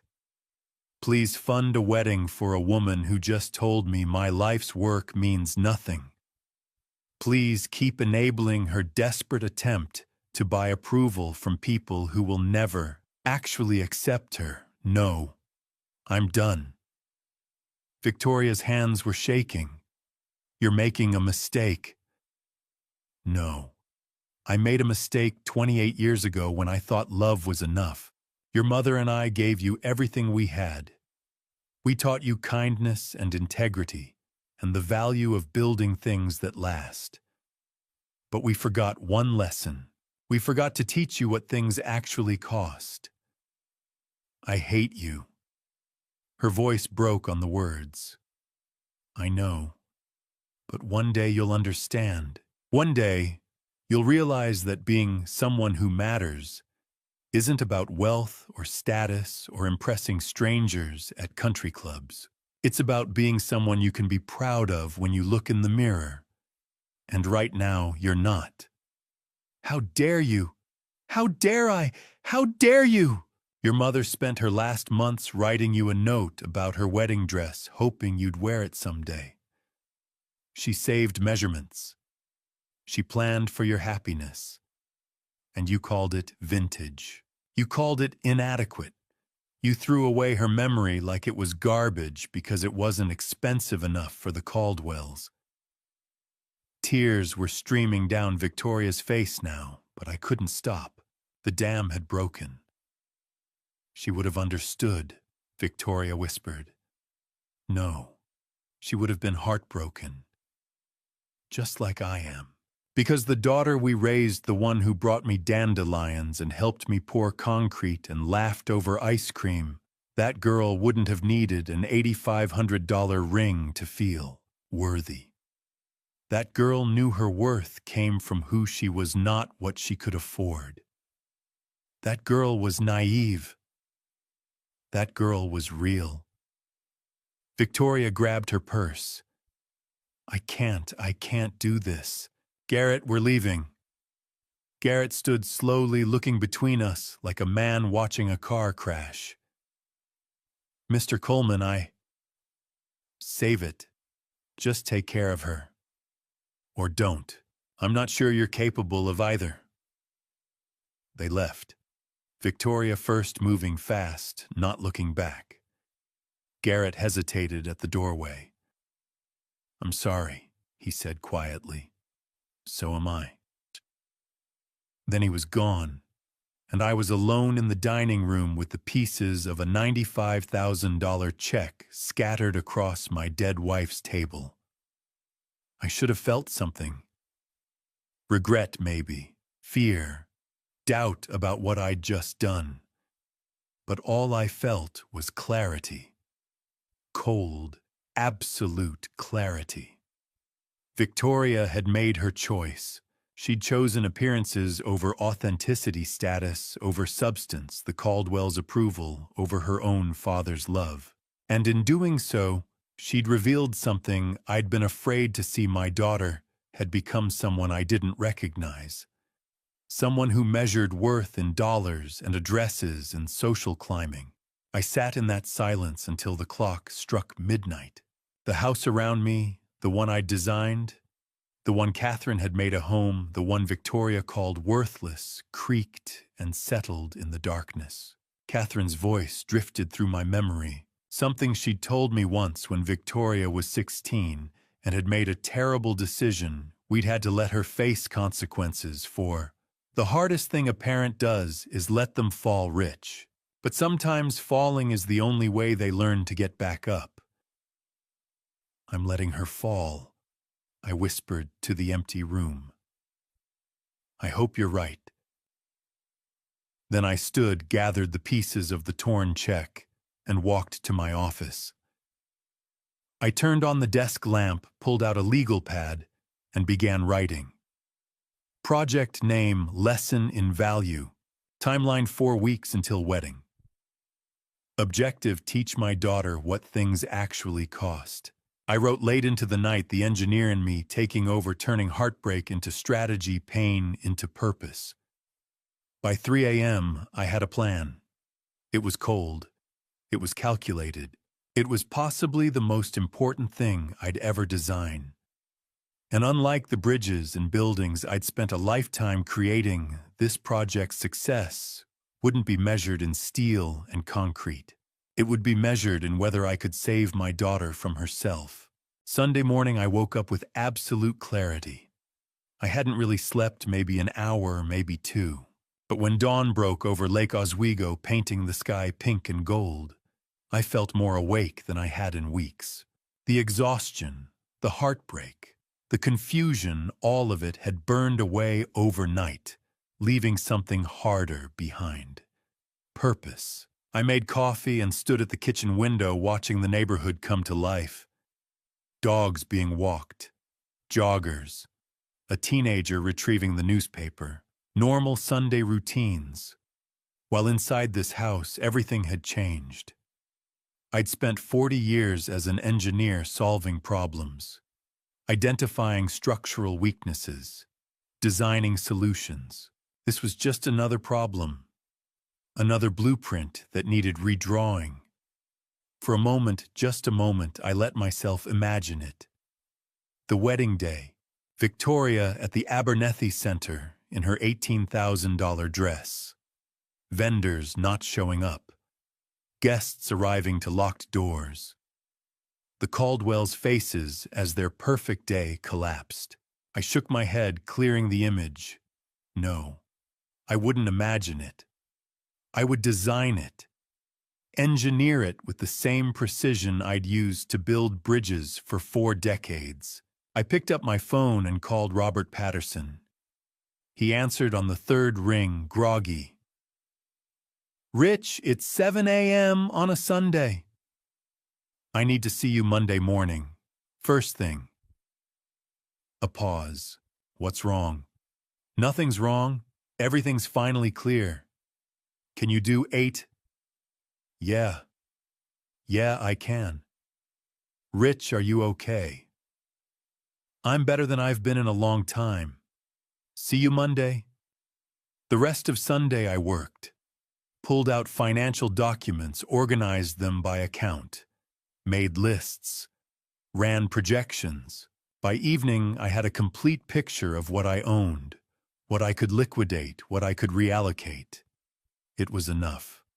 Monday morning, I drove to the Pearl District. Robert's office occupied the top floor of a converted warehouse, glass and steel and city views. His assistant showed me to a conference room. Robert came in with coffee concern on his face. "Rich, what's going on?" "I need to liquidate assets, not everything, but enough." His eyebrows rose. "How much?" "Enough to fund a foundation and cover a wedding that isn't going to happen." Robert set his coffee down. "You want to explain that?" So I did. Not everything, not the worthless comment, not the torn check. Just the essentials. Victoria was planning a wedding I wouldn't fund. I was redirecting those resources elsewhere. When I finished, Robert was quiet. "Rich, this is big. Are you sure?" "I've never been more sure." "What kind of foundation?" "The Catherine Coleman Foundation. For civil engineering students. Full scholarships. 5 students per year, tuition and living expenses, everything they need." Robert's expression shifted. "In Catherine's name." She believed in education, in giving people opportunities. This is her legacy, the one Victoria doesn't want. Robert pulled out his laptop. Let's talk numbers.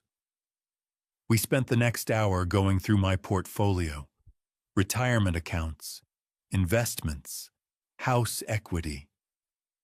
When we finished, Robert sat back. This is doable. You could fund 10 scholarships annually if you wanted. Let's start with 5. Keep it manageable. Once we set this up, once we create the trust, it's not easily reversible. That's the point. I don't want it reversible. I want Victoria to understand that some decisions have consequences that can't be undone. Robert studied me. You're teaching her a lesson. I'm teaching her what her mother tried to teach her. That worth isn't measured in bank accounts. That the things that matter, education, opportunity, legacy, those are what you build with your resources. She's going to be devastated. She already is. She just doesn't know it yet. Right now, she thinks the Caldwells are her future. But that foundation is going to crack, and when it does, she'll need to remember who she really is. And you think this will help? It's the only thing that might. Robert nodded, then turned back to his laptop. I'll start the paperwork today. This will take about a week to process liquidating assets, setting up the trust filing foundation documents. Perfect. Robert closed his laptop. Rich, I've known you 20 years. I've never seen you like this. Like what? This calm, this certain. You're in full engineer mode. That's exactly what I'm doing. I'm designing a solution. The problem is, my daughter has forgotten what matters. The solution is showing her what her mother would have wanted her legacy to be. It's ruthless. It's necessary. We shook hands at the door. As I left, Robert called after me. Rich Catherine would be proud, not of the situation, but of what you're building from it. I nodded and walked out. The Pearl District hummed with Monday energy, people heading to work, coffee shops filling up. But for me, nothing was normal anymore. I was 48 hours past the moment my daughter had called my life worthless. And instead of breaking, I'd transformed. The grief had crystallized into strategy. The heartbreak had become blueprint. By the time I reached my truck, I was already thinking about my next meeting. The lawyer, the vendor cancellations, the systematic dismantling of a wedding that should never have grown this large. 4 weeks until October 12th. 4 weeks to teach Victoria what things really cost. I pulled into Portland traffic, and for the first time since Saturday night, I smiled. That same Monday afternoon, I met with Daniel Fitzgerald. His law office sat on the 20th floor of a downtown Portland high-rise, floor-to-ceiling windows, offering views of the Willamette River and the West Hills beyond. I'd been here before when Catherine died, when we'd updated our estate planning, when I'd needed contract reviews for major projects. Daniel had handled it all with the quiet competence of someone who'd seen every kind of legal situation. But he'd never seen me like this. Rich. He stood when his assistant showed me in, came around his massive desk to shake my hand. Robert called me this morning. Said you were setting up a foundation. That's right, and rewriting your will. Completely.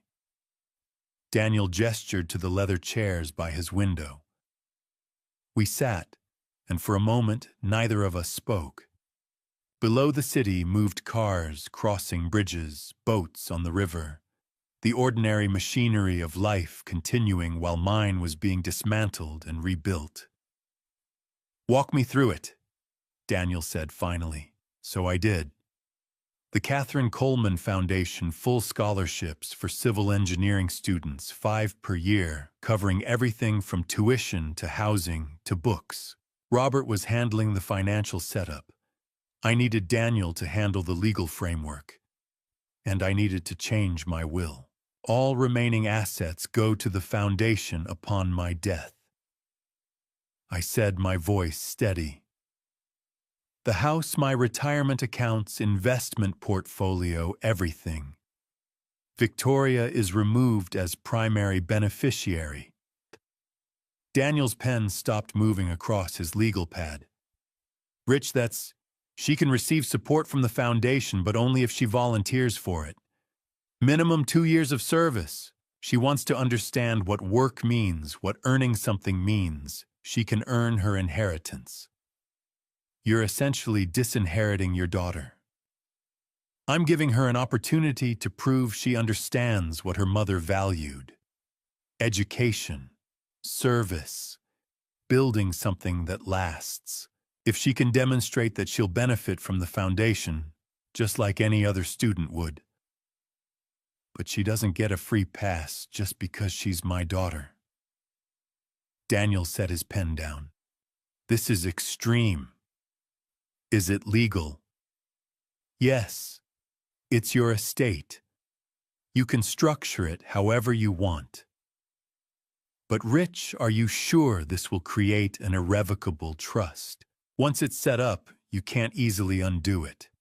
If you change your mind, I won't. Victoria will fight this. Let her. The trust will be airtight. That's why I'm hiring you.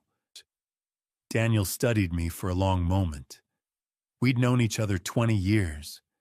He'd been at Catherine's funeral, had helped me through the worst period of my life. He'd never seen me like this, cold, calculated, absolutely certain. What happened, Rich? I could have lied, could have kept it vague. But Daniel deserved the truth. Saturday night, Victoria told me everything I'd built this life, this career, 43 years of work, was worthless.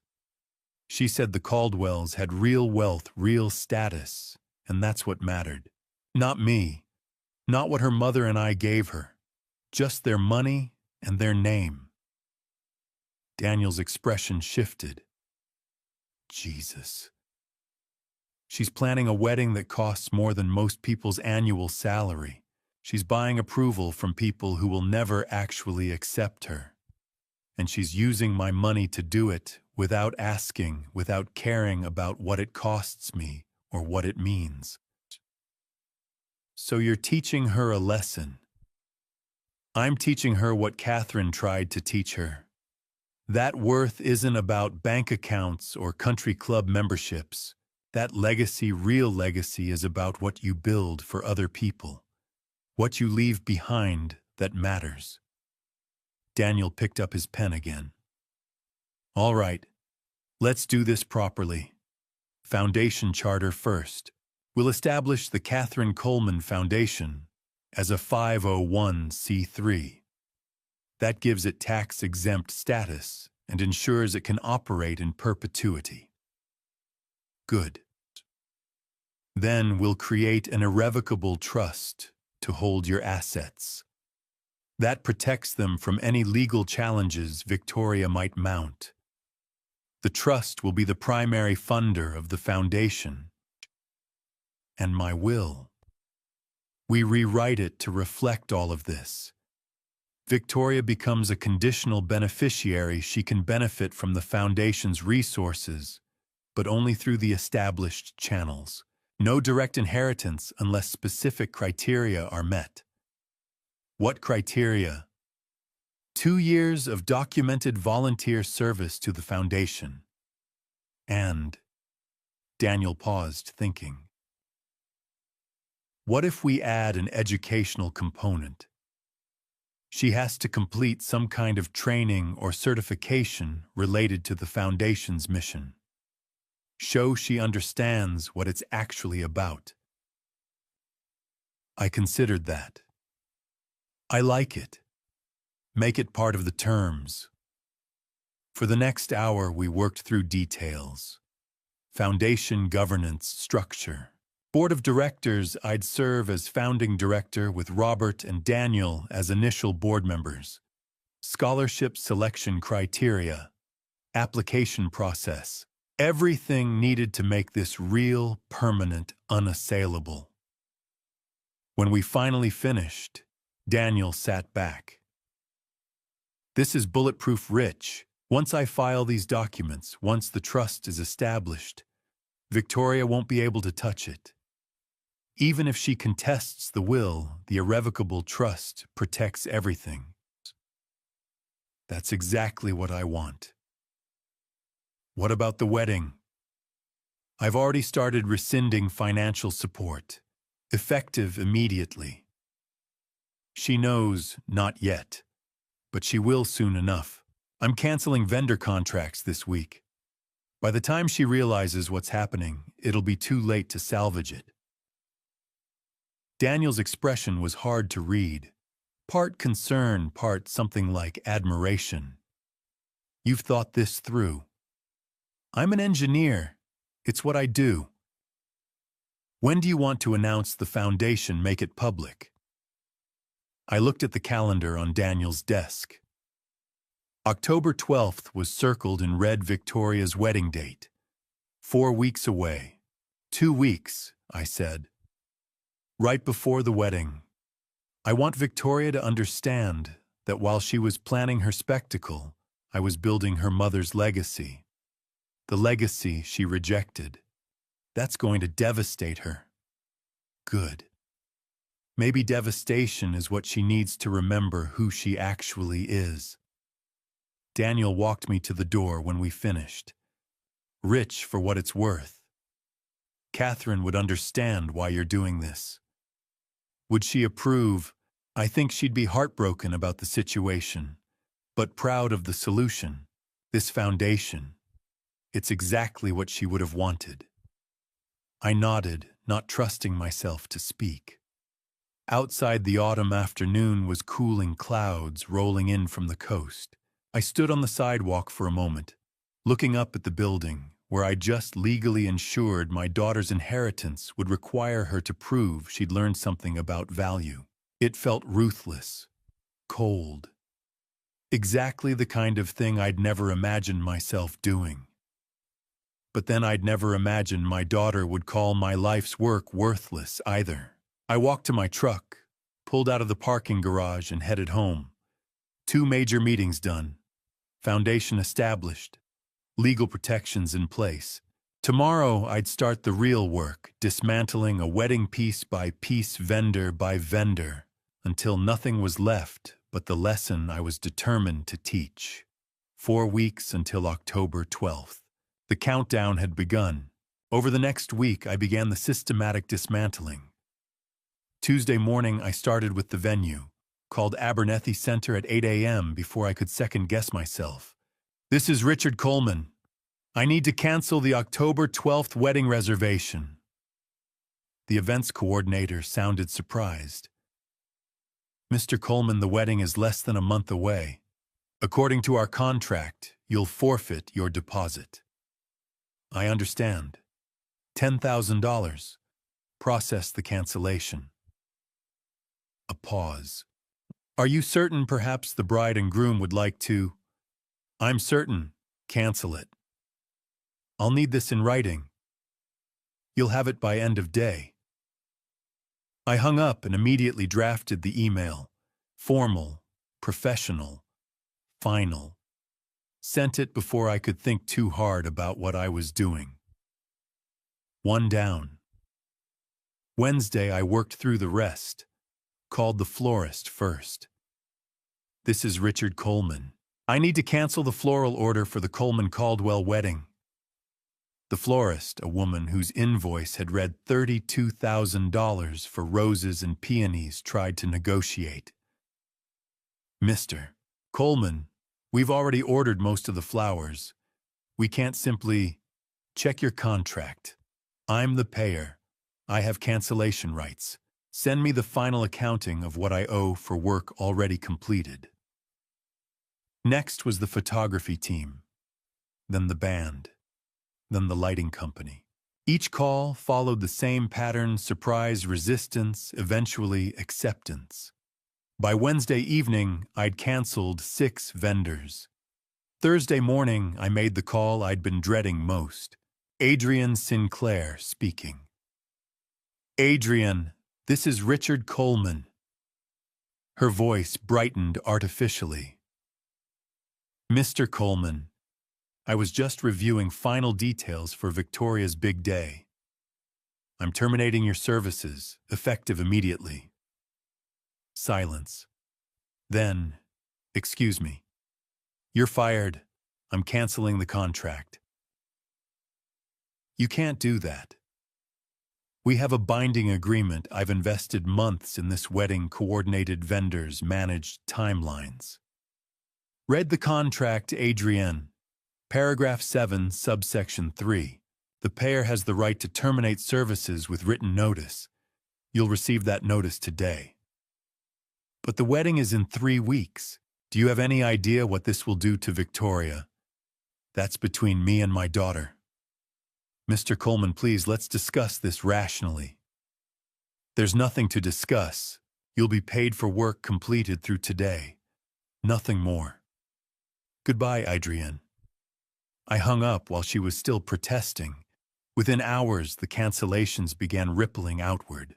The vendors notified Victoria it was in their contracts, their liability protection.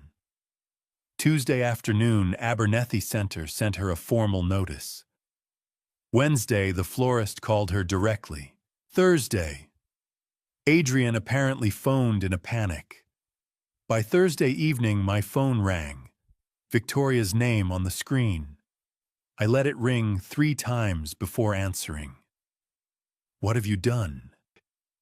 Her voice was raw, panicked. What have you done? I withdrew my financial support, as is my right. The wedding is in 3 weeks. The venue just canceled. The florist, the photographer, Dad, everything's falling apart. Then you have 3 weeks to figure it out. Figure it out. How am I supposed to? We've lost the deposits. We can't afford to rebook everything. The Caldwells are furious. I imagine they are. This is insane. You can't just destroy my wedding because you're angry. I'm not destroying anything, Victoria. I'm simply no longer funding it. There's a difference.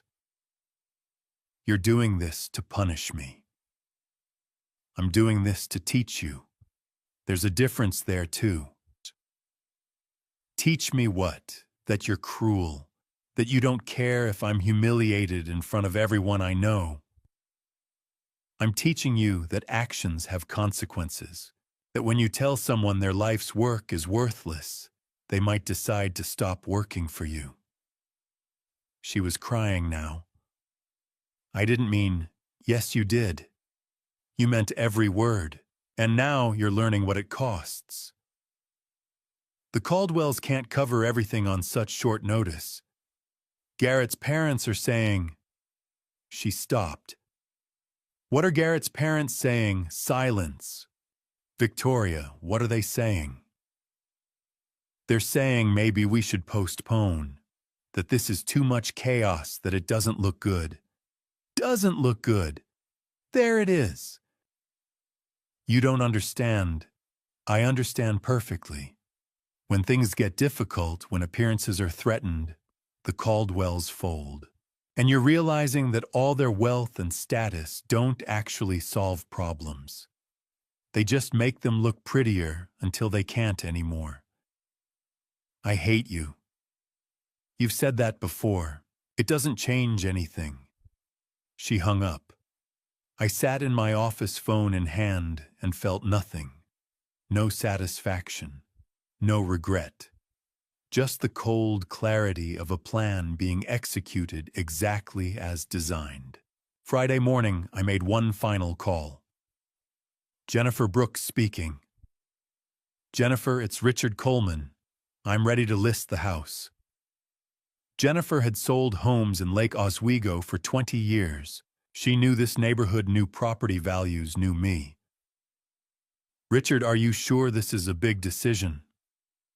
I'm sure. I want it listed high. I want it sold fast.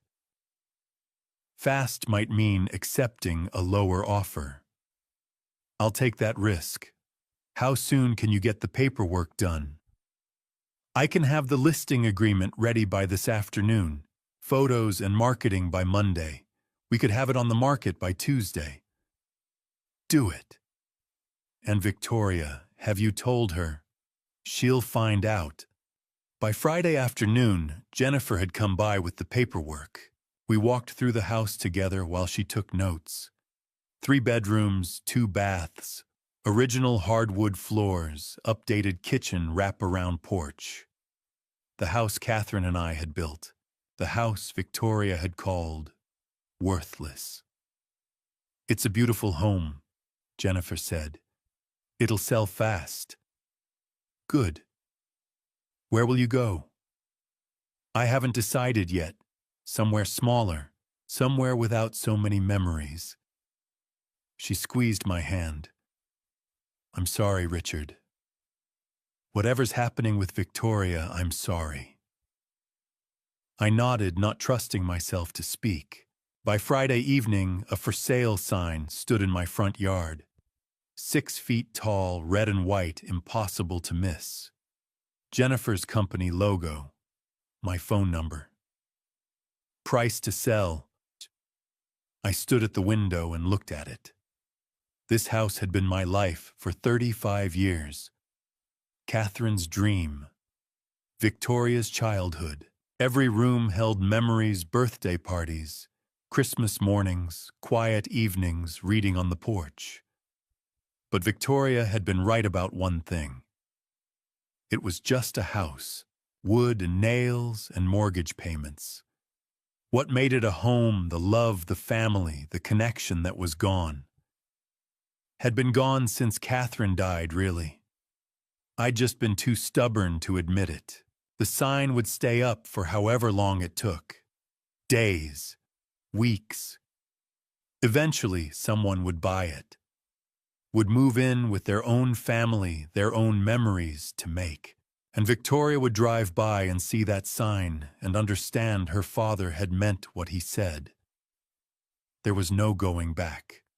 No fixing this. No amount of apologies or tears would rebuild what she'd destroyed with 3 words. Everything you built is worthless. Well, now she could watch me dismantle it. Piece by piece. Vendor by vendor. Memory by memory. 3 weeks until October 12th. The demolition was right on schedule. Patricia Caldwell called me that Tuesday evening, the week of the wedding. I was in my office reviewing foundation documents when my phone rang. Unknown number. I almost didn't answer. Mr. Coleman. This is Patricia Caldwell, Garrett's mother. Her voice was tight controlled. Mrs. Caldwell, I need to talk to you about what happened Saturday.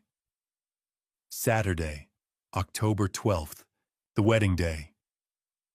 I'm listening. She took a breath. There was no wedding, Mr. Coleman. I thought you should know what your daughter went through. I set my pen down and waited. I arrived at Abernethy Center at 10:30 that morning. Victoria was in her dressing room. That $18,000 dress, she looked beautiful. By 11, guests started arriving. About 40 people. We'd salvaged a small ceremony after the cancellations. My husband covered essential costs. Go on. Garrett was at the altar by 11:30. At 11:45, 15 minutes before Victoria was supposed to walk down the aisle, a man walked in. Tall, expensive suit. He looked around, spotted Garrett, and started walking toward him. What was his name? Marcus. He walked right up and said very loudly, "Garrett Caldwell, we need to talk." My hand tightened on the phone. Marcus, the name from the engagement party. Garrett went pale, but Marcus's voice carried through the whole venue. He said, "You owe me $50,000, plus interest. You've been dodging my calls for months." I could picture it. The guests frozen, the Caldwell's image shattering. My husband stood up, tried to intervene, and Marcus said, "I'm your son's creditor, the one he came to 6 months ago when he needed cash to look successful." Garrett borrowed $50,000. Yes, at a terrible interest rate. This Marcus, he's some kind of private lender. Garrett had been making minimum payments, but when the wedding expenses started piling up when you withdrew support, he stopped paying entirely. And Marcus came to collect. In the most public way possible. He had documents, loan agreements, payment records. He proved that Garrett was essentially bankrupt, that he'd been faking financial stability for months. I thought about Garrett at Stumptown Coffee, his careful words, his inability to look me in the eye. What happened to Victoria? She was standing in the doorway about to make her entrance. She heard everything. Saw Garrett try to deny it, then saw Marcus pull out his phone and play a voicemail. Garrett's voice begging for more time, promising the wedding would solve everything. The wedding would solve everything, I repeated slowly. He'd been counting on money from you, told Marcus the Colemans were wealthy, that once the wedding happened, he'd have access to resources. He was counting on my money to pay his debts. I think so. And when you withdrew support, he panicked. Marcus must have decided to make an example of him. Victoria collapsed, Patricia said quietly. Right there in the doorway. Her knees gave out. She was hyperventilating, crying. We called an ambulance. They took her to OHSU. And Garrett, Patricia's voice turned cold. My son watched them load Victoria into an ambulance, and he didn't follow. He just left. The silence was heavy. I went with Victoria, Patricia said finally. I rode in the ambulance, stayed with her at the hospital. Panic attack, the doctors said. They kept her for observation. She kept asking for you. I wasn't there. No, you weren't. Mr. Coleman, I'm not calling to judge you, but she needed her father, and he wasn't there. I know. That's all you have to say. Tell her I'm sorry, but she needed to learn this lesson alone. Patricia was quiet. That's cruel. Maybe, but it's necessary. Victoria spent months chasing approval from your family, chasing status and wealth. She needed to see what happens when that foundation collapses, when the people she was trying to impress can't save her, when the man she was marrying turns out to be just as desperate as the life they were building. She loves him. She loves the idea of him, the idea of what marrying him would make her. But Garrett doesn't love her back. Not enough. And now she knows that. And you think letting her collapse alone teaches her something? I think it teaches her that she has to save herself. That no one, not me, not Garrett, not your family, can give her worth. She has to find it herself. Patricia sighed. You're a harder man than I thought, Mr. Coleman. Hardness isn't the same as cruelty, Mrs. Caldwell. Sometimes the hardest thing you can do is let someone you love face consequences alone. She's at a hotel now.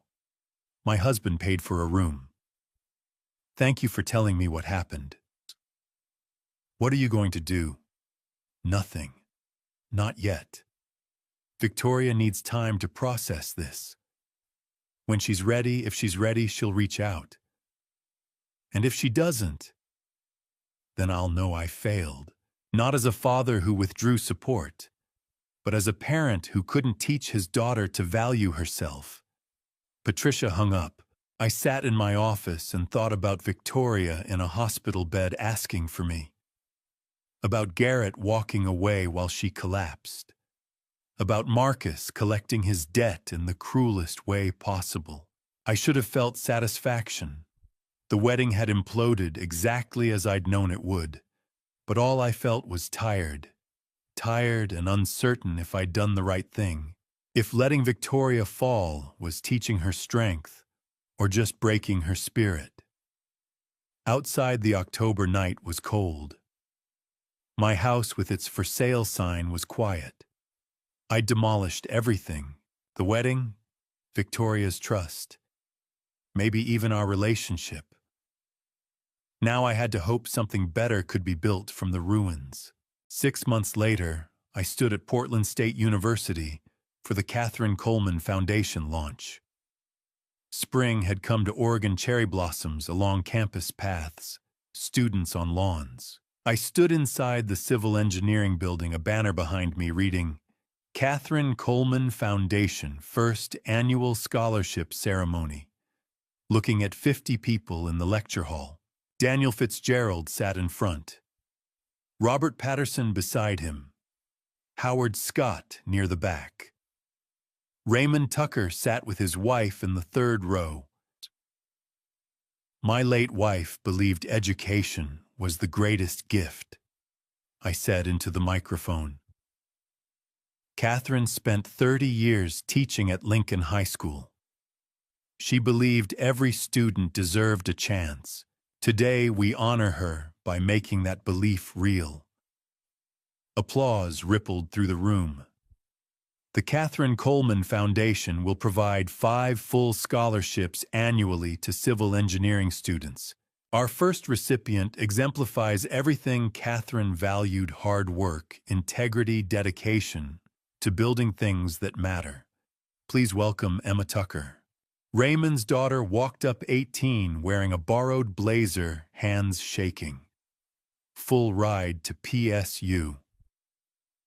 Thank you, Mr. Coleman, Emma said. My dad told me you and Mrs. Coleman were the kindest people he ever knew. He said you built things that lasted, not just buildings, but relationships, values. I promise I'll make you both proud. She was crying. So was Raymond. So was I. After the ceremony, people stayed. Daniel pulled me aside. Catherine would be proud. Robert joined us. The trust is performing perfectly. We can sustain 5 scholarships indefinitely. Howard clapped my shoulder. You look better, less haunted. It's been 6 months. Have you heard from Victoria? The question everyone wanted to ask. No, not since the wedding. The crowd dispersed. I drove home not to Lake Oswego, but to a northwest Portland apartment overlooking a park. The house had sold in 3 weeks. It was just a house. I checked my mailbox. Bills, junk mail, and 1 envelope with no return address, handwriting I recognized. Victoria's. I carried it upstairs, stared at it for 10 minutes before opening it. Dad, I don't expect you to forgive me. I'm not asking for money. Garrett and I broke up. He left town. Marcus is still looking for him. I got a job, administrative assistant at a housing nonprofit. It doesn't pay much, but it's honest work. I saw the foundation launch on the news. Mom would be so proud. I cried watching you talk about her. I'd like to volunteer for the foundation, if you'll let me. Not for the money, I know the terms of your will. I just want to help, to understand what Mom spent her life teaching. I finally get what you were trying to show me. That worth isn't about what you spend or who you impress. It's about what you build, what you leave behind. I'm sorry I had to lose everything to see what I already had. I don't know if we can fix this, but I want to try. When you're ready. Love, Victoria. I read it 3 times, then walked to my window. The park below was empty, streetlights coming on. On my bookshelf sat a photo, the only one I'd kept. Victoria at 5, sitting on Catherine's lap on our porch, both laughing. Victoria missing her 2 front teeth, Catherine's arms wrapped around her. That girl was still in there somewhere, buried under 6 months of consequences and hard lessons. But still there. The question was whether I could help her find her way back. Catherine's voice drifted through my memory. Some structures can be rebuilt, Rich. Some can't. But you don't know which until you try. I looked at Victoria's letter again, at her messy handwriting, at the word love above her signature. For the first time in 6 months, I felt something shift. Not forgiveness, not yet, but something lighter. Hope. I didn't know if foundations could be repaired once they cracked this badly. Didn't know if trust once shattered could be rebuilt strong enough to bear weight again, but maybe it was worth trying. I put her letter in my desk drawer. Tomorrow I'd decide. Whether to call her, whether to offer her the volunteer position, whether to take the first step toward building something new from the ruins. But tonight, I'd let myself believe it was possible, that some structures with enough care and patience could be rebuilt, that damage wasn't always permanent, that even the hardest lessons could lead to second chances. I looked out at the Portland evening at city lights reflecting off rain-slicked streets. She'd probably tell me I was too hard, too unforgiving, but she'd also tell me she understood that sometimes the hardest thing a parent does is let go, let fall, let learn, and then if you're lucky, let come back. I turned off the lights, Victoria's letter safe in my desk, her words echoing. I'm sorry I had to lose everything to see what I already had. Me too, Victoria. Me too. And to you, listening to this story. Remember this, sometimes the hardest lessons don't come from enemies, but from the people we love the most. When I look back now, I don't see myself as a hero. I see a father who waited too long to speak and then spoke too harshly when the moment finally came. I thought I was teaching my daughter about value, but for a while I confused teaching with punishment. That mistake almost cost me everything. This family story wasn't really about money or weddings or status. It was about fear.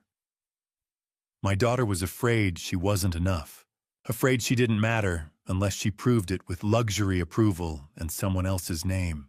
And I was afraid, too afraid of losing her, afraid of confrontation, afraid of admitting that love without boundaries can still do harm. If I could speak to my younger self, I would say this: don't wait until resentment builds before you draw the line. Don't stay silent and then explode. And above all, don't believe that control is the same thing as guidance. I learned that lesson the hard way through what many would call dad revenge, though revenge was never my goal. The truth is, dad revenge doesn't heal anyone. It only reveals what's already broken. Here's my honest opinion, and I won't soften it. Pride destroys families faster than poverty ever could. I watched my daughter chase a life that looked impressive, but felt empty, and I watched myself respond with cold logic instead of compassion. We were both wrong in our own ways. That's the uncomfortable truth of this family story. I don't regret standing my ground. I do regret not reaching for my daughter sooner, before she had to lose everything to understand her worth. Don't be like me. Don't let silence become distance. Don't let anger become strategy. I thought I was building a lesson. In reality, I was tearing down a bridge I still needed to cross. Some people call what I did dad revenge. Others call it tough love. I call it a warning. When parents turn pain into punishment, everyone bleeds. When children trade identity for approval, the cost is always higher than they expect. This family story taught me that love without grace becomes rigid, and discipline without mercy becomes cruelty. I believe God allows us to break sometimes, not to destroy us, but to strip away illusions. When everything fell apart, both my daughter and I were forced to face who we really were. That was the moment growth finally became possible. Let me be clear, dad revenge doesn't bring peace. Accountability does. Humility does. Honest conversations do. If you're listening as a parent, please hear this talk sooner. Listen longer, and never assume your child knows their worth just because you love them. If you're listening as a son or daughter, hear this too. You don't have to earn love by becoming someone else. You are already enough. Status fades, applause ends, but character follows you everywhere. Before we part, I'd truly love to hear from you. Do you think I did the right thing? Would you have handled it differently? Share your thoughts in the comments. If this story moved, you consider sharing it with someone who might need it, and subscribe to the channel so we can continue exploring stories that challenge, heal, and connect us. Thank you for staying with me until the very end. And one gentle reminder, the stories that follow may include fictionalized elements carefully crafted for reflection and education. If this kind of content isn't for you, feel free to step away and choose something that better fits your heart today.